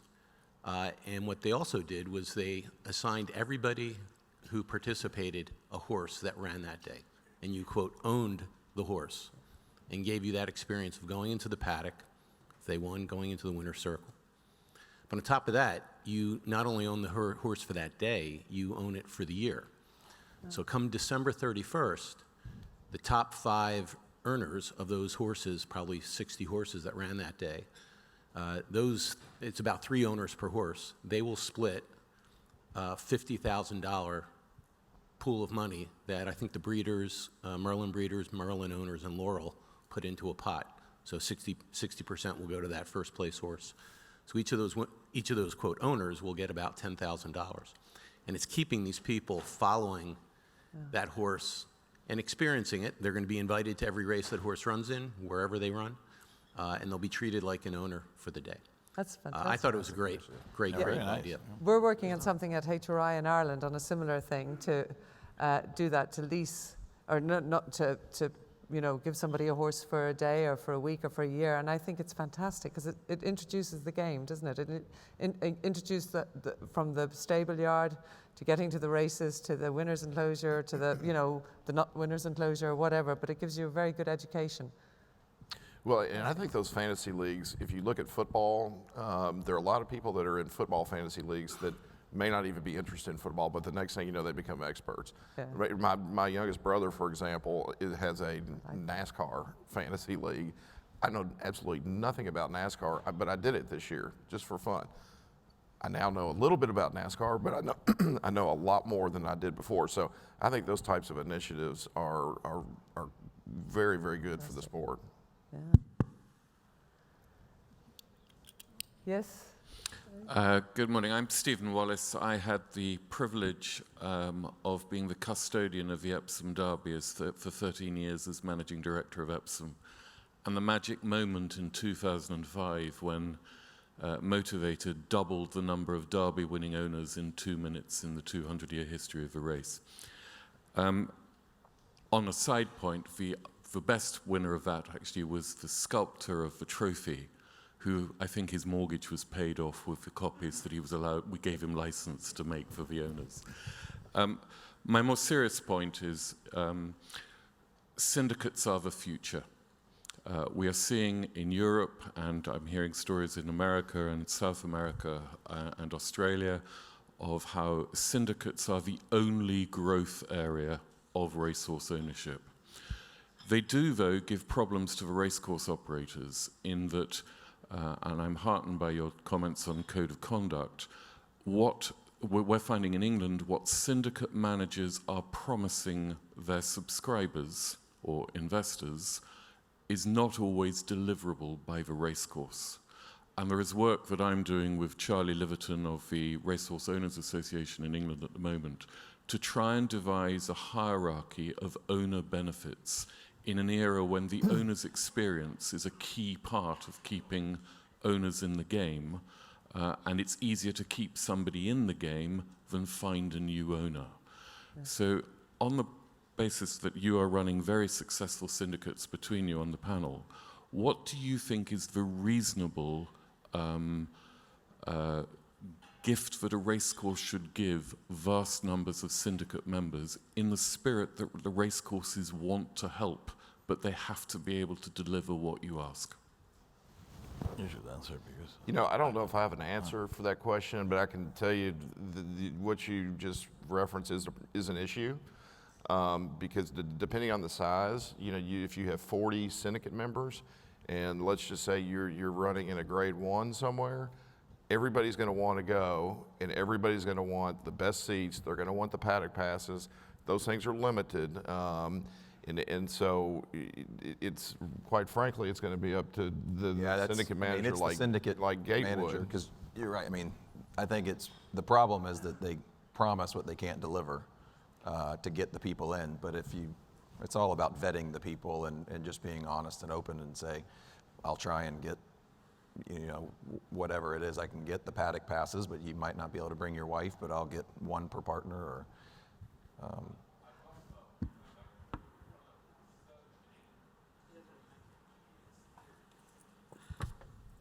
Go back to your guy.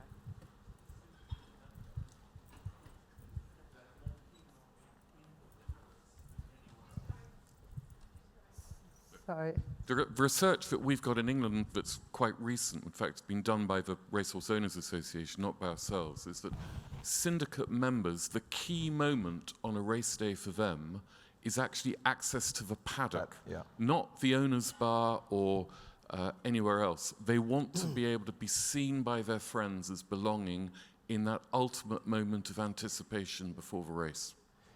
I personally think it's, you know, if you get those 100-member syndicates, and I have to manage it, so that's too much for me. Like I would maybe cap the number of people that are in each horse. If you need to spread it out more, just buy a cheaper horse and, you know, you put less in. But when you start trying to herd more than 20 people, really, it becomes pretty burdensome, I would think, and then it makes the experience less for everyone else who has a horse in that race. If there's 200, you know, members of just one horse's entourage there, it would be an issue that. If I could add, Stephen, I do find that you know, in the Global Glamour case, like, you know, when she'd be running, they wanted to bring their cousins, their second husbands, you know, everybody.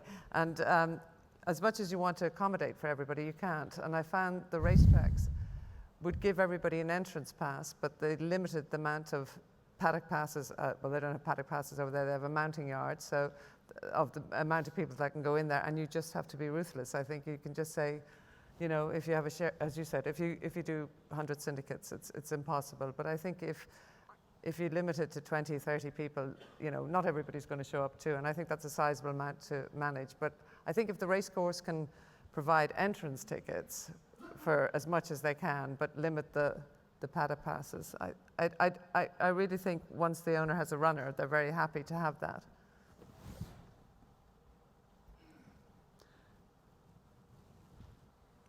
I'd just like to say thank you for the people that are syndicating horses, because for you guys, there's a lot of work and there's not a tremendous amount of profit a lot of times. So we need that, and it's helping the thoroughbred business greatly.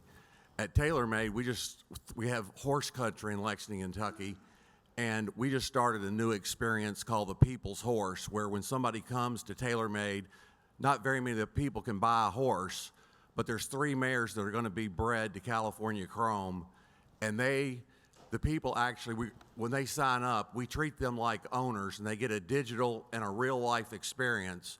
So there's, like a barbecue, go to Keeneland, go to bourbon tasting, and they get all the reports on the mare. If she's fetal sex, they get the sonogram, and we're trying to bring new people in that way. And we just launched 2 weeks ago, and we've had 200 people sign up. So it's, I think, it's a very social business. I think when you talk about friends getting together, if anybody in the room, you think about owning a horse, if you own it with your best friends, there's nothing better than that, And I think if you can get friends to join up and buy a horse, takes it to a totally different level. And I just want to say thank you for what you guys are doing. Well, thank you very much. And on that note, I'm afraid we've run out of time, but I'd like to thank Fernando, Gatewood, Rick, and Jose for joining me on stage. And if anybody wants to join in the syndicate, we'll be outside. Thank you. Thank you very much. Thanks very much.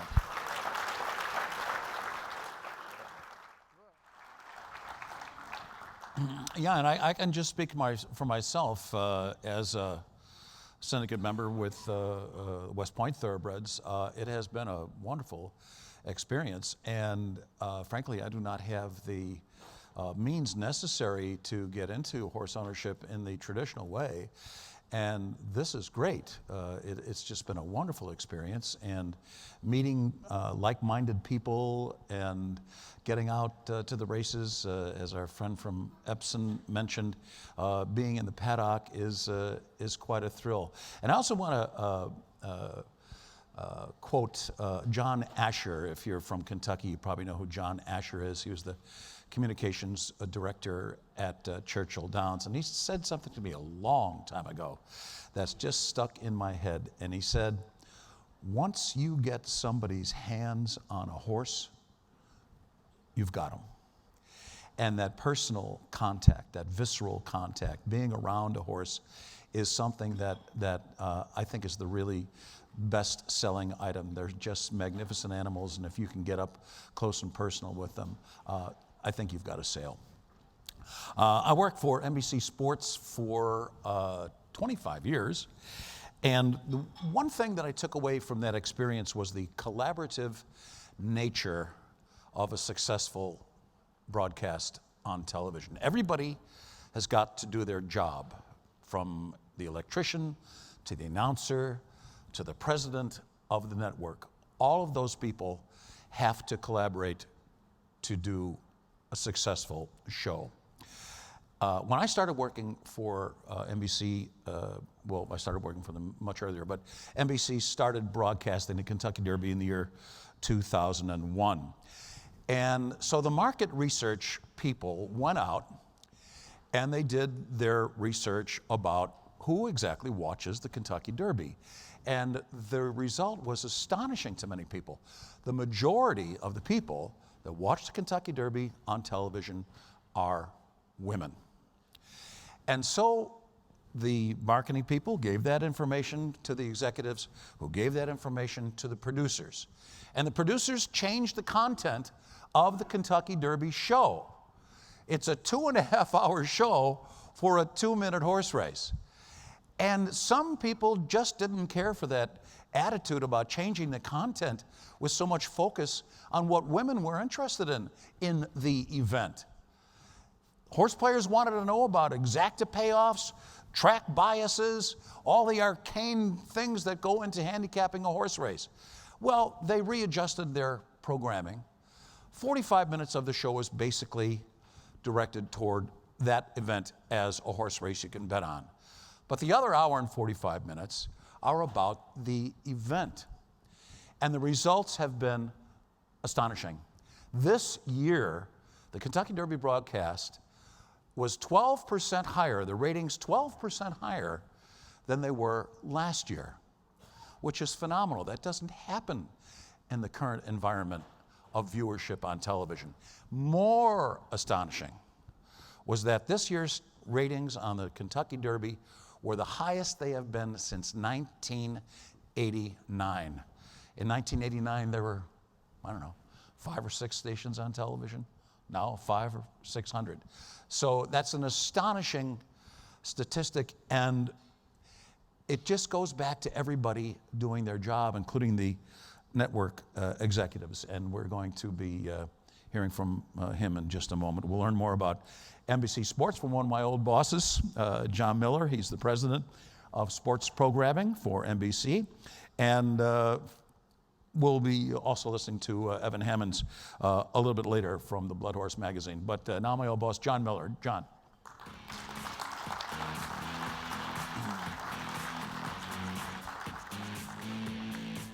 They also had me go out, and a bunch of our colleagues, we were sent out after the research came in, then we had to go out and do promos. So they sent me on the Today Show, which is heavily watched by women in the morning, and obviously they chose me because of my very good looks.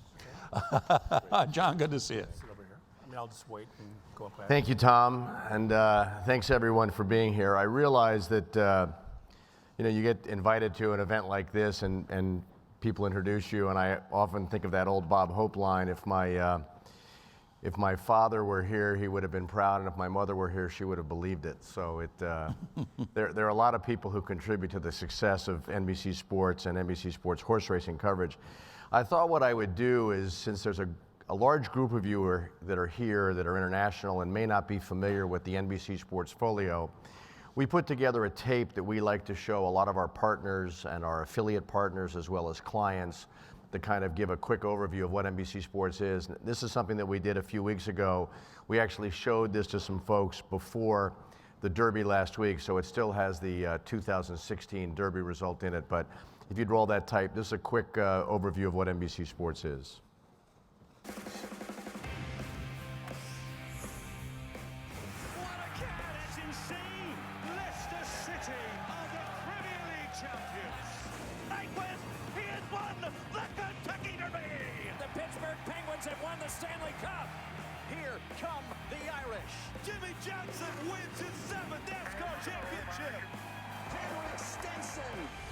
This has been her destiny all along. The Chicago Cubs have accomplished the unthinkable.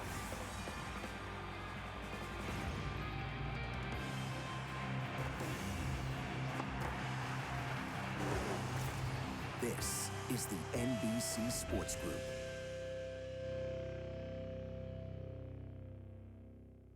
Have a wide range of properties that go all the way from the Olympics through the NHL, NASCAR, Sunday Night Football, now Thursday Night Football, our horse racing package, the Premier League and soccer, the Tour de France. We have a wider range of programming.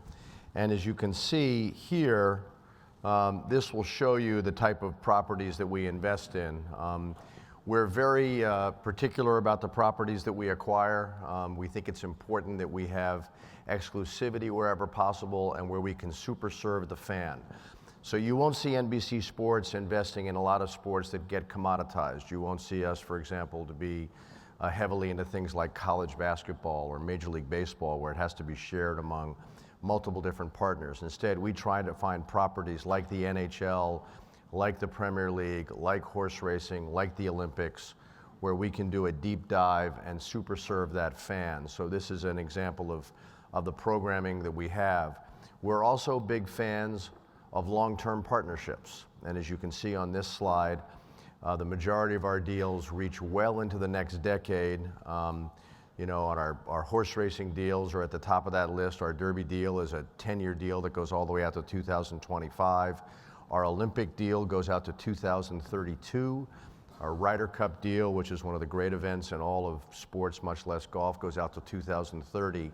And the feeling here is that if you make that big investment that has term tied to it, you can get all the different parts of your company behind it. And one of the things that we pride ourselves on at NBC is we have this secret sauce that we call Symphony. And what I mean by Symphony is we bring all the different assets of NBC together to help promote our big events. So it's not just what you see on NBC Sports and NBC Sports Network, but it's what you see on the Today Show, it's what you see on Jimmy Fallon, it's what you see at the Universal Studios theme parks, it's what you see on CNBC and Bravo and Golf Channel. So we have the benefit of using all of those different assets to grow and showcase our properties. When Comcast acquired NBC Universal in 2011, and I was running programming just for NBC Sports, we had a total of 3 horse racing properties on our air, which were the Derby, the Preakness, and the Belmont. And it was a total of 23 hours of programming, roughly 7 or 8 hours of programming that encompassed those 3 properties. Within the period of 6 years, we have been on an acquisition tear, you might say, and this is now what our horse racing portfolio looks like. So we have grown from 23 hours of programming on our air up to 85 hours of programming on our air. And we have become the home, not just of the Triple Crown, but we have become the home of horse racing. And most recently, we've added to that Royal Ascot, the Dubai World Cup, the Epsom Derby, the Pegasus Cup, some new properties in the past year that we really think continue to contribute and grow to that ownership space in the horse racing landscape. We take advantage of our different properties like the Derby, like the Preakness and the Belmont to showcase all these different properties.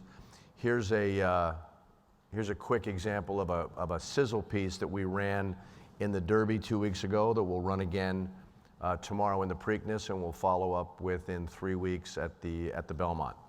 Go.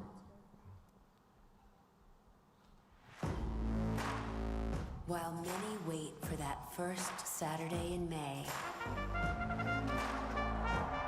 we know that the fanfare and adrenaline of our great sport stretches from coast to coast all year long, and we will collectively experience the spectacle. They're off in the Kentucky Derby. They're off in the Preakness. American Pharoah has won the Triple Crown! And they're into the stretch. And now, we will share in the glamour and intrigue of the most prestigious events beyond our borders. So lean in, find the edge of your seat, because we're just getting started.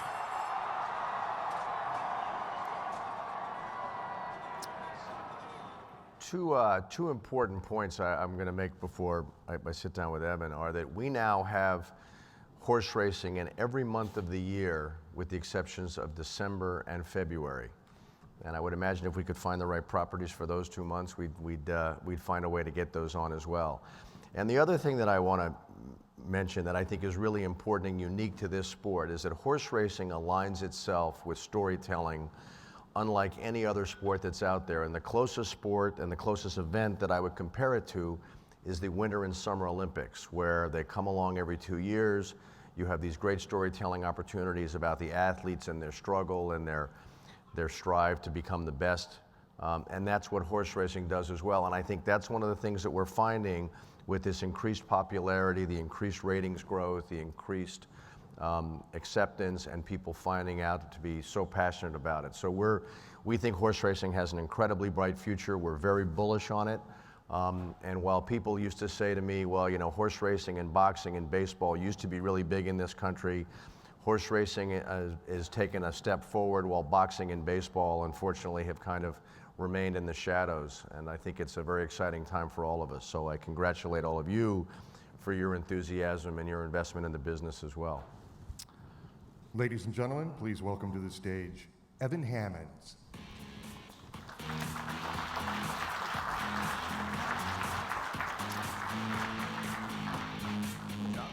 Great. Come have a seat. We'll just have some questions. Okay. A little Q&A. Well, first I want to thank you for being here today, and I think everybody in the room here is very enthusiastic about horse racing, and they're also experts because they watch a lot of racing on TV. So well, it's good to have you here. But you, off the video and a quote from the blood horse that in a feature story we did last year, you said our association with horse racing has been a 10 with a bullet.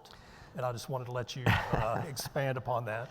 Well, that's like when I was a kid and there was a song that came out that was a hot song that was going up the Billboard charts. They would say it's a 10 with a bullet, it's on its way up. We feel that way about horse racing. We really do feel that it continues to grow and continue to reach new audiences and acquire new fans. This year's Derby, Tom Durkin mentioned earlier, the rating for the Derby. I think what's so unique about it is that we did this big rating, much bigger than even our research folks had projected. And we didn't really have a super horse coming into the Derby. Unlike in the past where you had a Pharaoh or you had a Chrome coming in, this was a pretty wide open field, but a lot of people knew a little bit about a lot of the different horses because of the advance work that Gary Quinn, who's here with me, and our team have done, putting on those prep races on the road to the Derby, whether it's Santa Anita or the Oaks or the Gulfstream or the Wood, the Bluegrass. All those horses get a chance to identify your contenders, and so people become a little bit more familiar by the time you get to that first weekend in May. Okay. And that lends to your storytelling element that you mentioned too, because you're telling those stories in those prep races, so right. Providing a hook, you know, so to speak, to the Derby. People will ask, how do we fill the hours? You know, when we're on with Derby coverage starting on Wednesday with the post draw, we do some coverage on Thursday from Churchill. We've obviously got the Oaks and all the racing on Friday from Churchill, and then Saturday is a full day. But you've got 20 horses in that race. Each one of those horses has 4 or 5 different stories attached to it. So we have no problem at all filling those windows. And it's not like a lot of sports where you've got people sitting around and having talking heads. Okay. There's real good depth there. Okay, well, looking at those Derby numbers, and maybe now that we're removed from that from a couple of days, is there any reason why the Derby ratings were up 12%? I think there's a lot, and I think it's a good lesson for all of us that when you bring, as I said before, you bring all the assets of NBC Universal to the table, and you have, you know, not only do we have Mike Tirico, who is a tremendous talent as our host, but we bring in Dylan Dreyer from the Today Show. We have Jimmy Fallon doing something on the Tonight Show. You use all the different assets of prime time and our cable networks and our local stations to get behind it and really make it an important event. It becomes a can't miss event. And what's amazing as well is that more than 50% of the audience for the Derby is women. And that's a mix that we don't get in any sport other than the Olympics. But we don't see that in football, and we certainly don't see it in golf or hockey or anything else. No, I've been watching a lot of hockey and seeing a lot of promos, but I have a feeling Mrs. Hammonds is not paying a whole lot of attention to what's going on in the hockey rink. One of the key things to racing, especially race courses and events, are sponsors. Now, NBC has done a great job in getting the hours and investing money into putting on the show, but now you have to back up and sell that time. Now, you know, everybody in the room here loves horse racing, thinks it's an easy sell. How hard is it to find sponsors? It's not an easy sell. In fact, it's one of the more frustrating things we have is that while horse racing delivers good ratings, it's been very hard to get sponsors to embrace it. We do have some terrific blue chip sponsors. We have Mercedes, we have Longines, we have, you know, the high-end luxury brands that come into it. But a lot of regular consumer brands and corporate brands have not embraced it, largely because it oftentimes comes as a one-off. It's not flighted out, it's not every week like football or golf or hockey or the major team sports. And so it becomes difficult that way. And then there's the activation opportunity. You know, each deal you have is with a different track and a different location. So you're not going to have one advertiser who's going to be able to activate at every track. And that's become a big part of how sponsors look to invest their money. Okay, and the categories, you said the high luxury brands. High luxury brands, you know, foreign automotive, financial services, technology. You know, Longines is a terrific sponsor and has been a big supporter of horse racing for a long time. We're starting to see some of the private aviation companies, whether it's Wheels Up or Jets, come in. So it's some of that, but it clearly is a continuing. I wouldn't say it's a struggle because I think we've got a very good sales department and they work hard at it. But there's a great story to be told, and we're out there telling that story now. Okay. You mentioned earlier about the number of hours of coverage, and the Derby you were on for, I think, 3 days. You had some Thursday coverage. What was the thought process behind stepping beyond where you were and other networks were years ago when they just did 90 minutes? Well, whose idea was it to blow it out for the whole day? We have a significant investment in all 3 of our Triple Crown properties. They're not only is expensive to acquire the rights, it's a competitive marketplace out there, but it's also very expensive to produce. I mean, I would argue to say that the Derby is our single biggest remote production, including the Super Bowl, other than the Olympics. We have 240 people who work at the Derby for us. We use 50 cameras. Our production book is as thick as a phone book. Yeah. And Rob Hyland, who is of the sport, is a tremendously talented executive producer and puts a huge effort into it. He'll do it the same again this week at Preakness and then at Belmont and all throughout the summer. But you have to, in order to recoup that investment, you have to put content out there that advertisers will support and viewers will watch. And it's also incumbent upon us to make sure that we tell all those stories so that you know the story about Always Dreaming and his Brooklyn roots, or the story about Patch and what he's had to overcome, and also the jock stories. And you also have a lot more ways to present this as well. In the old days, you had NBC, but now you have Sports Network and other. Right, that's exactly right. We use NBC Sports Network a lot to help promote it and showcase it. That's great. And the coverage of the Triple Crown races and the Breeders' Cup has been fantastic. What was the decision-making process to step beyond that and do the Dubai World Cup and to go to Royal Ascot and the Epsom Derby? Well, it's interesting, twofold. Number one, this is an international sport. It's not just an American sport. And that's why we're all here. We have had great success with our international acquisitions, and whether that's the Olympics or the Premier League or the French Open or Formula One, we find that we talk to a much more cosmopolitan, upscale international audience. And that we know how to tell those stories, we know how to promote that product, and that comes across in what we do. I have been, quite honestly, a Royal Ascot fan since I was 10 years old.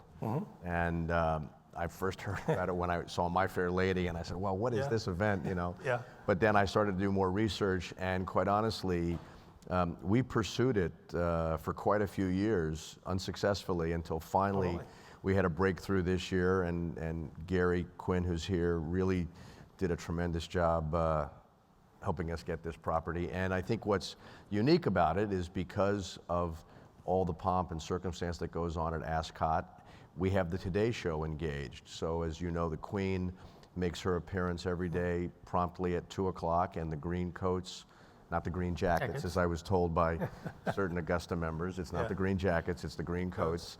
Open the doors for her, and her carriage makes that procession at 2 o'clock, which happens to be 9 o'clock, which is right when the 9 o'clock hour of the Today Show begins. So we're hopefully going to have some fun with that. But we think that that's another way where we'll cross-pollinate and help grow the sport and bring in more casual viewers and make those casual viewers fans. Okay, and I think the Royal Ascot experience has greatly expanded here in North America. I'm sure Gatewood Bell can attest to that. I'm looking forward to it. We're going over, and I've never been, so I'm very excited. Okay, and how about Dubai? Dubai, the same thing. Dubai is an unbelievable gathering. I mean, the purse alone gets a tremendous amount of attention, now being challenged by Pegasus, which this was our first year, and had a great experience with our partners at the Stronach Group on doing that. But Dubai World Cup is just such a great event, and it dovetailed very nicely with our schedule. We were able to accommodate it and put it on live on NBCSN in the morning, and it did very, very well for us. Okay, great, that's great. Now, beyond that, you said you have 10 months of coverage. There's 2 months. December and February. December and February. Are there other races out there you think NBC internationally could do? I mentioned the ARC or even the Grand Premio Americano. We did the ARC a long time ago. It's trying to find the way to fit it in and do it. It's important for us when we do these events that we do them live.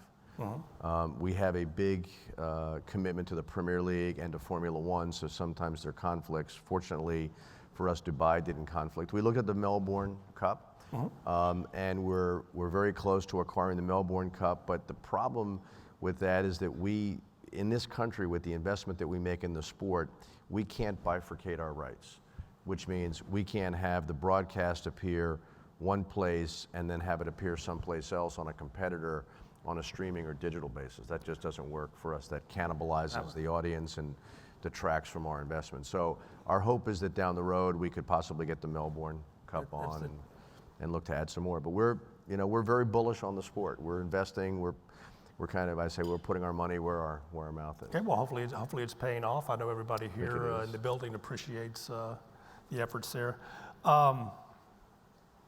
From a production standpoint, and you're talking about the added hours and content, and Tom alluded to it earlier, but how do you balance that content to the novice or the guy first tuning in, or the guy who's going to watch one race a year, as opposed to the guy who's demanding not the exacted payoffs, but more information on the race itself?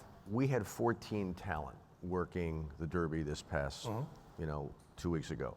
And the one thing that we have learned in our coverage of other sports like this is you cannot talk down to your audience. You have to realize that your core audience knows as much about the sport as you do, in some cases even more. And the last thing you can do is pander and be condescending. So the first rule is you have tremendous respect for your core audience, and you don't do anything to alienate them. And then what you try to do is you try to expand the tent, and you try to bring more people into the tent. And so we have Eddie Olchuk, who is one of our terrific guys, who's a hockey player, hockey coach, but a brilliant handicapper and a tremendous broadcaster. We got him a new tool where he's able to use a telestrator to show people how to bet. Because for a lot of people who don't follow horse racing on a regular basis, betting, reading the racing form, those kind of things, the vernacular and the language and the data is very intimidating.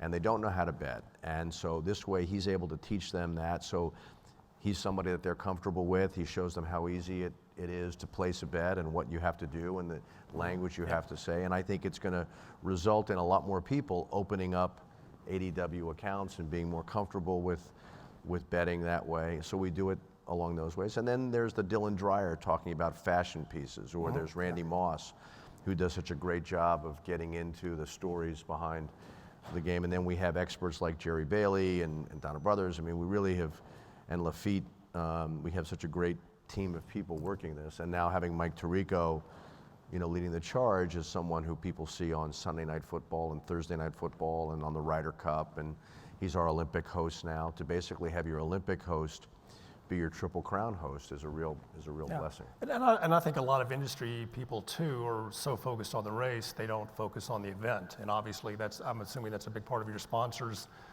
pitch, is to sell the whole day. Right. The Derby's 2 minutes plus, and that's it. But it's all the stuff that goes on before it, all that goes on after it.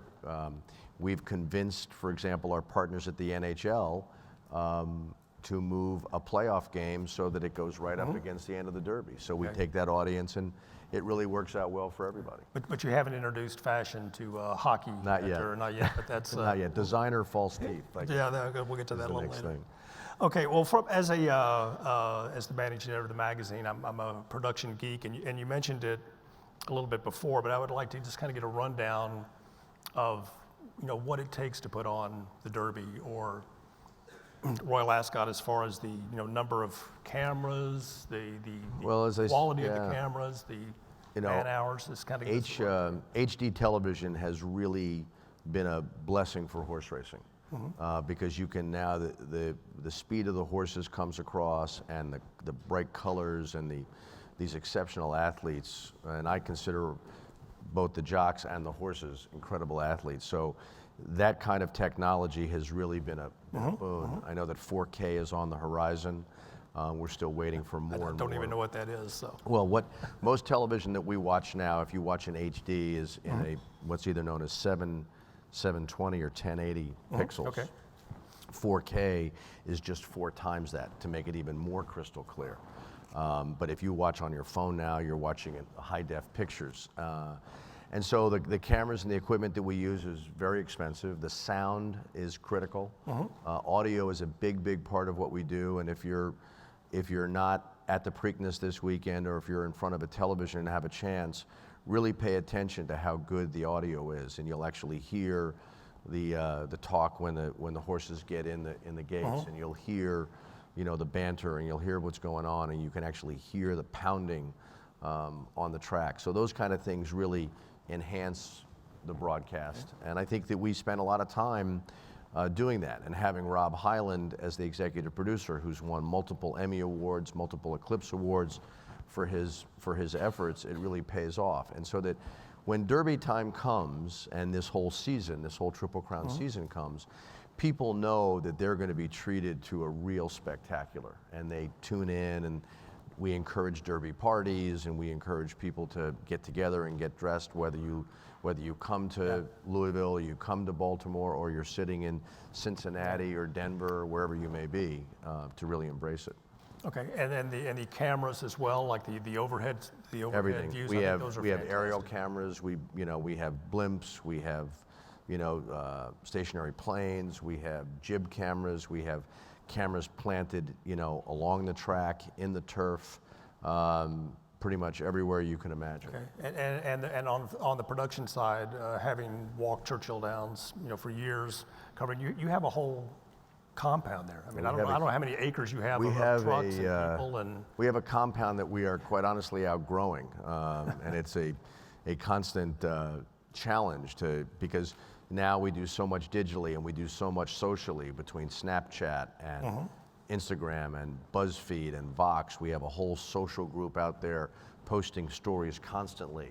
And that's something else that I can't. Is that taking place in Louisville, or is that? That takes place in Louisville. That'll take place this weekend up in Baltimore. We have a whole social consumer engagement team led by a young man named Dan Palla, and we have reporters out there posting stories on Snapchat. Quite honestly, I would never have known to go on Snapchat to follow this, but they have unbelievable access. We've worked closely with our partners at both Churchill and Stronach and Naira to get access, to get people ready. And so many people now aren't staying home necessarily to watch on their televisions. They may be watching on their tablets or on their iPads or on their desktops or phones.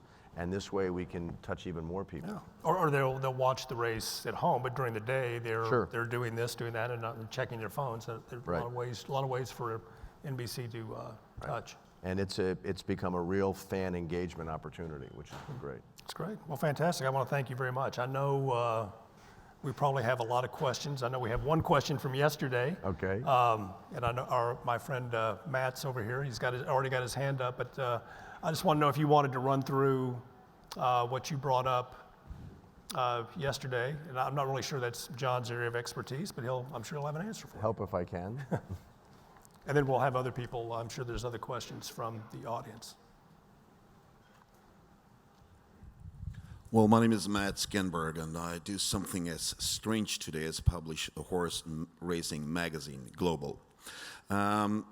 So, first of all, I'd like to say that with what you're describing and what you're showing us here, if that kind of coverage of horse racing had existed globally, the sport wouldn't have problems.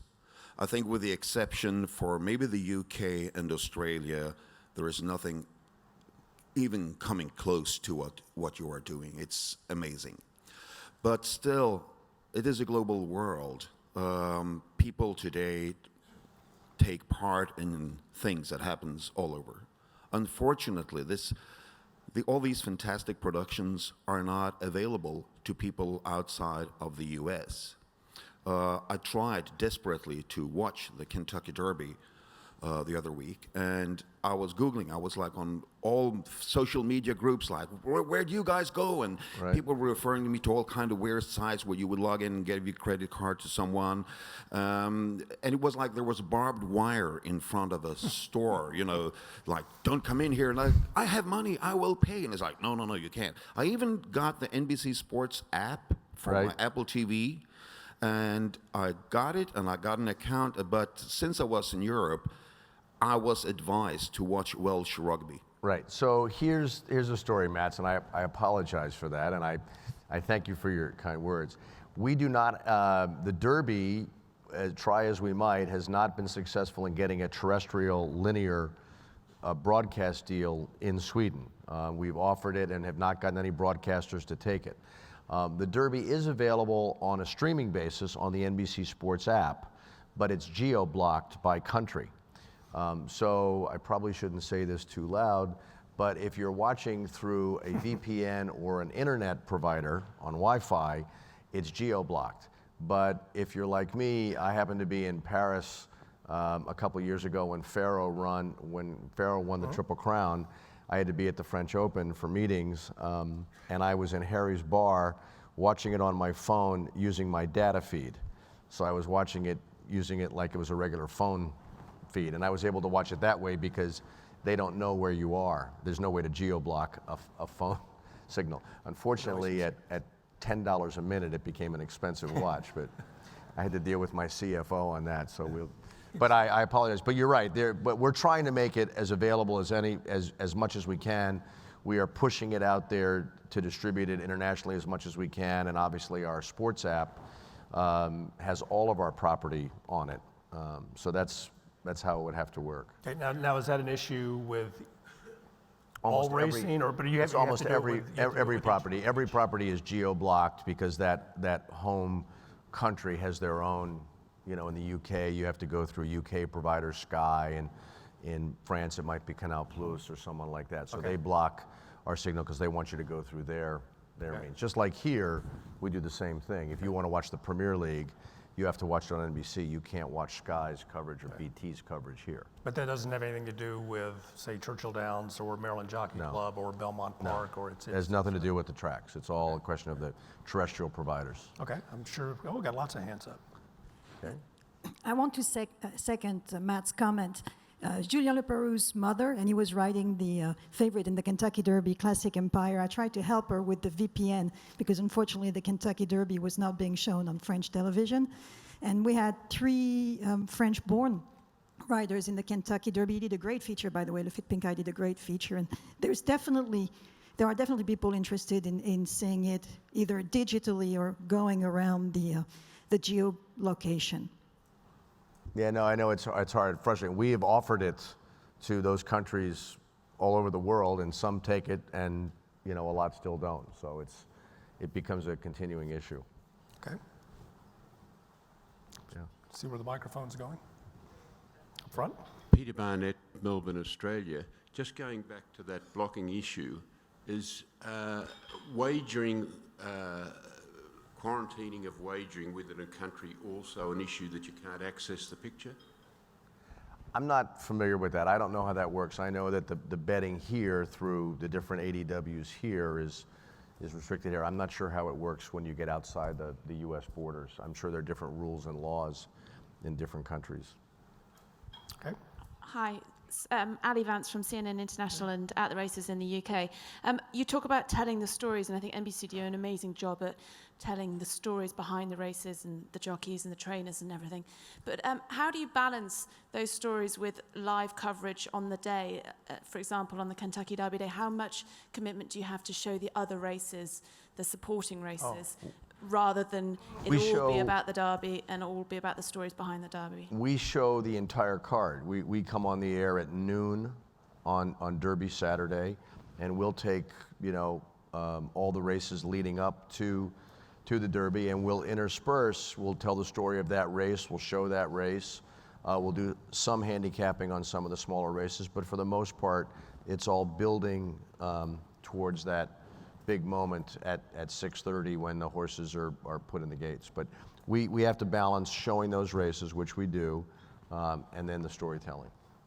Which I think that has changed too from years past, because I remember in Kentucky watching the undercard races on like the local affiliate, and then right, we do. Yeah, we take it all. That's changed on now. Exactly. A couple in the front. Hi, I'm Pablo Kawulakian from Lark. Just 2 questions. The first one is if you have a segmentation by age on the ratings, And the second one is, what is your opinion on second screen for horse racing? I'll answer the first question. It still skews older. Horse racing is a sport that is really 45 plus. So we're trying to make it younger, and that's one of the things that Snapchat and Twitter and Facebook and Instagram and BuzzFeed and Vox are helping us do to attract a younger audience.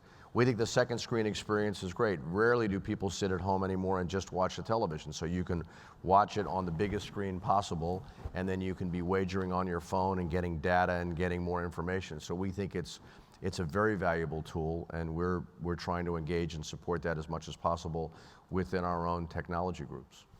But to put that in perspective, don't all sports skew a little older, or are there any, the youngest skewing sport that we have is Premier League soccer. It's really interesting. The average football age is around 53, baseball is around 61, NASCAR is around 62. Really? Hockey is in the high 40s. Okay. The NBA is probably in the mid 40s. Soccer's 35, 36 years old. So horse racing then is not skewing that much older. It's it's in line with other sports. Right. Okay. Yes, two comments. Angel Contreras from Dominican Republic.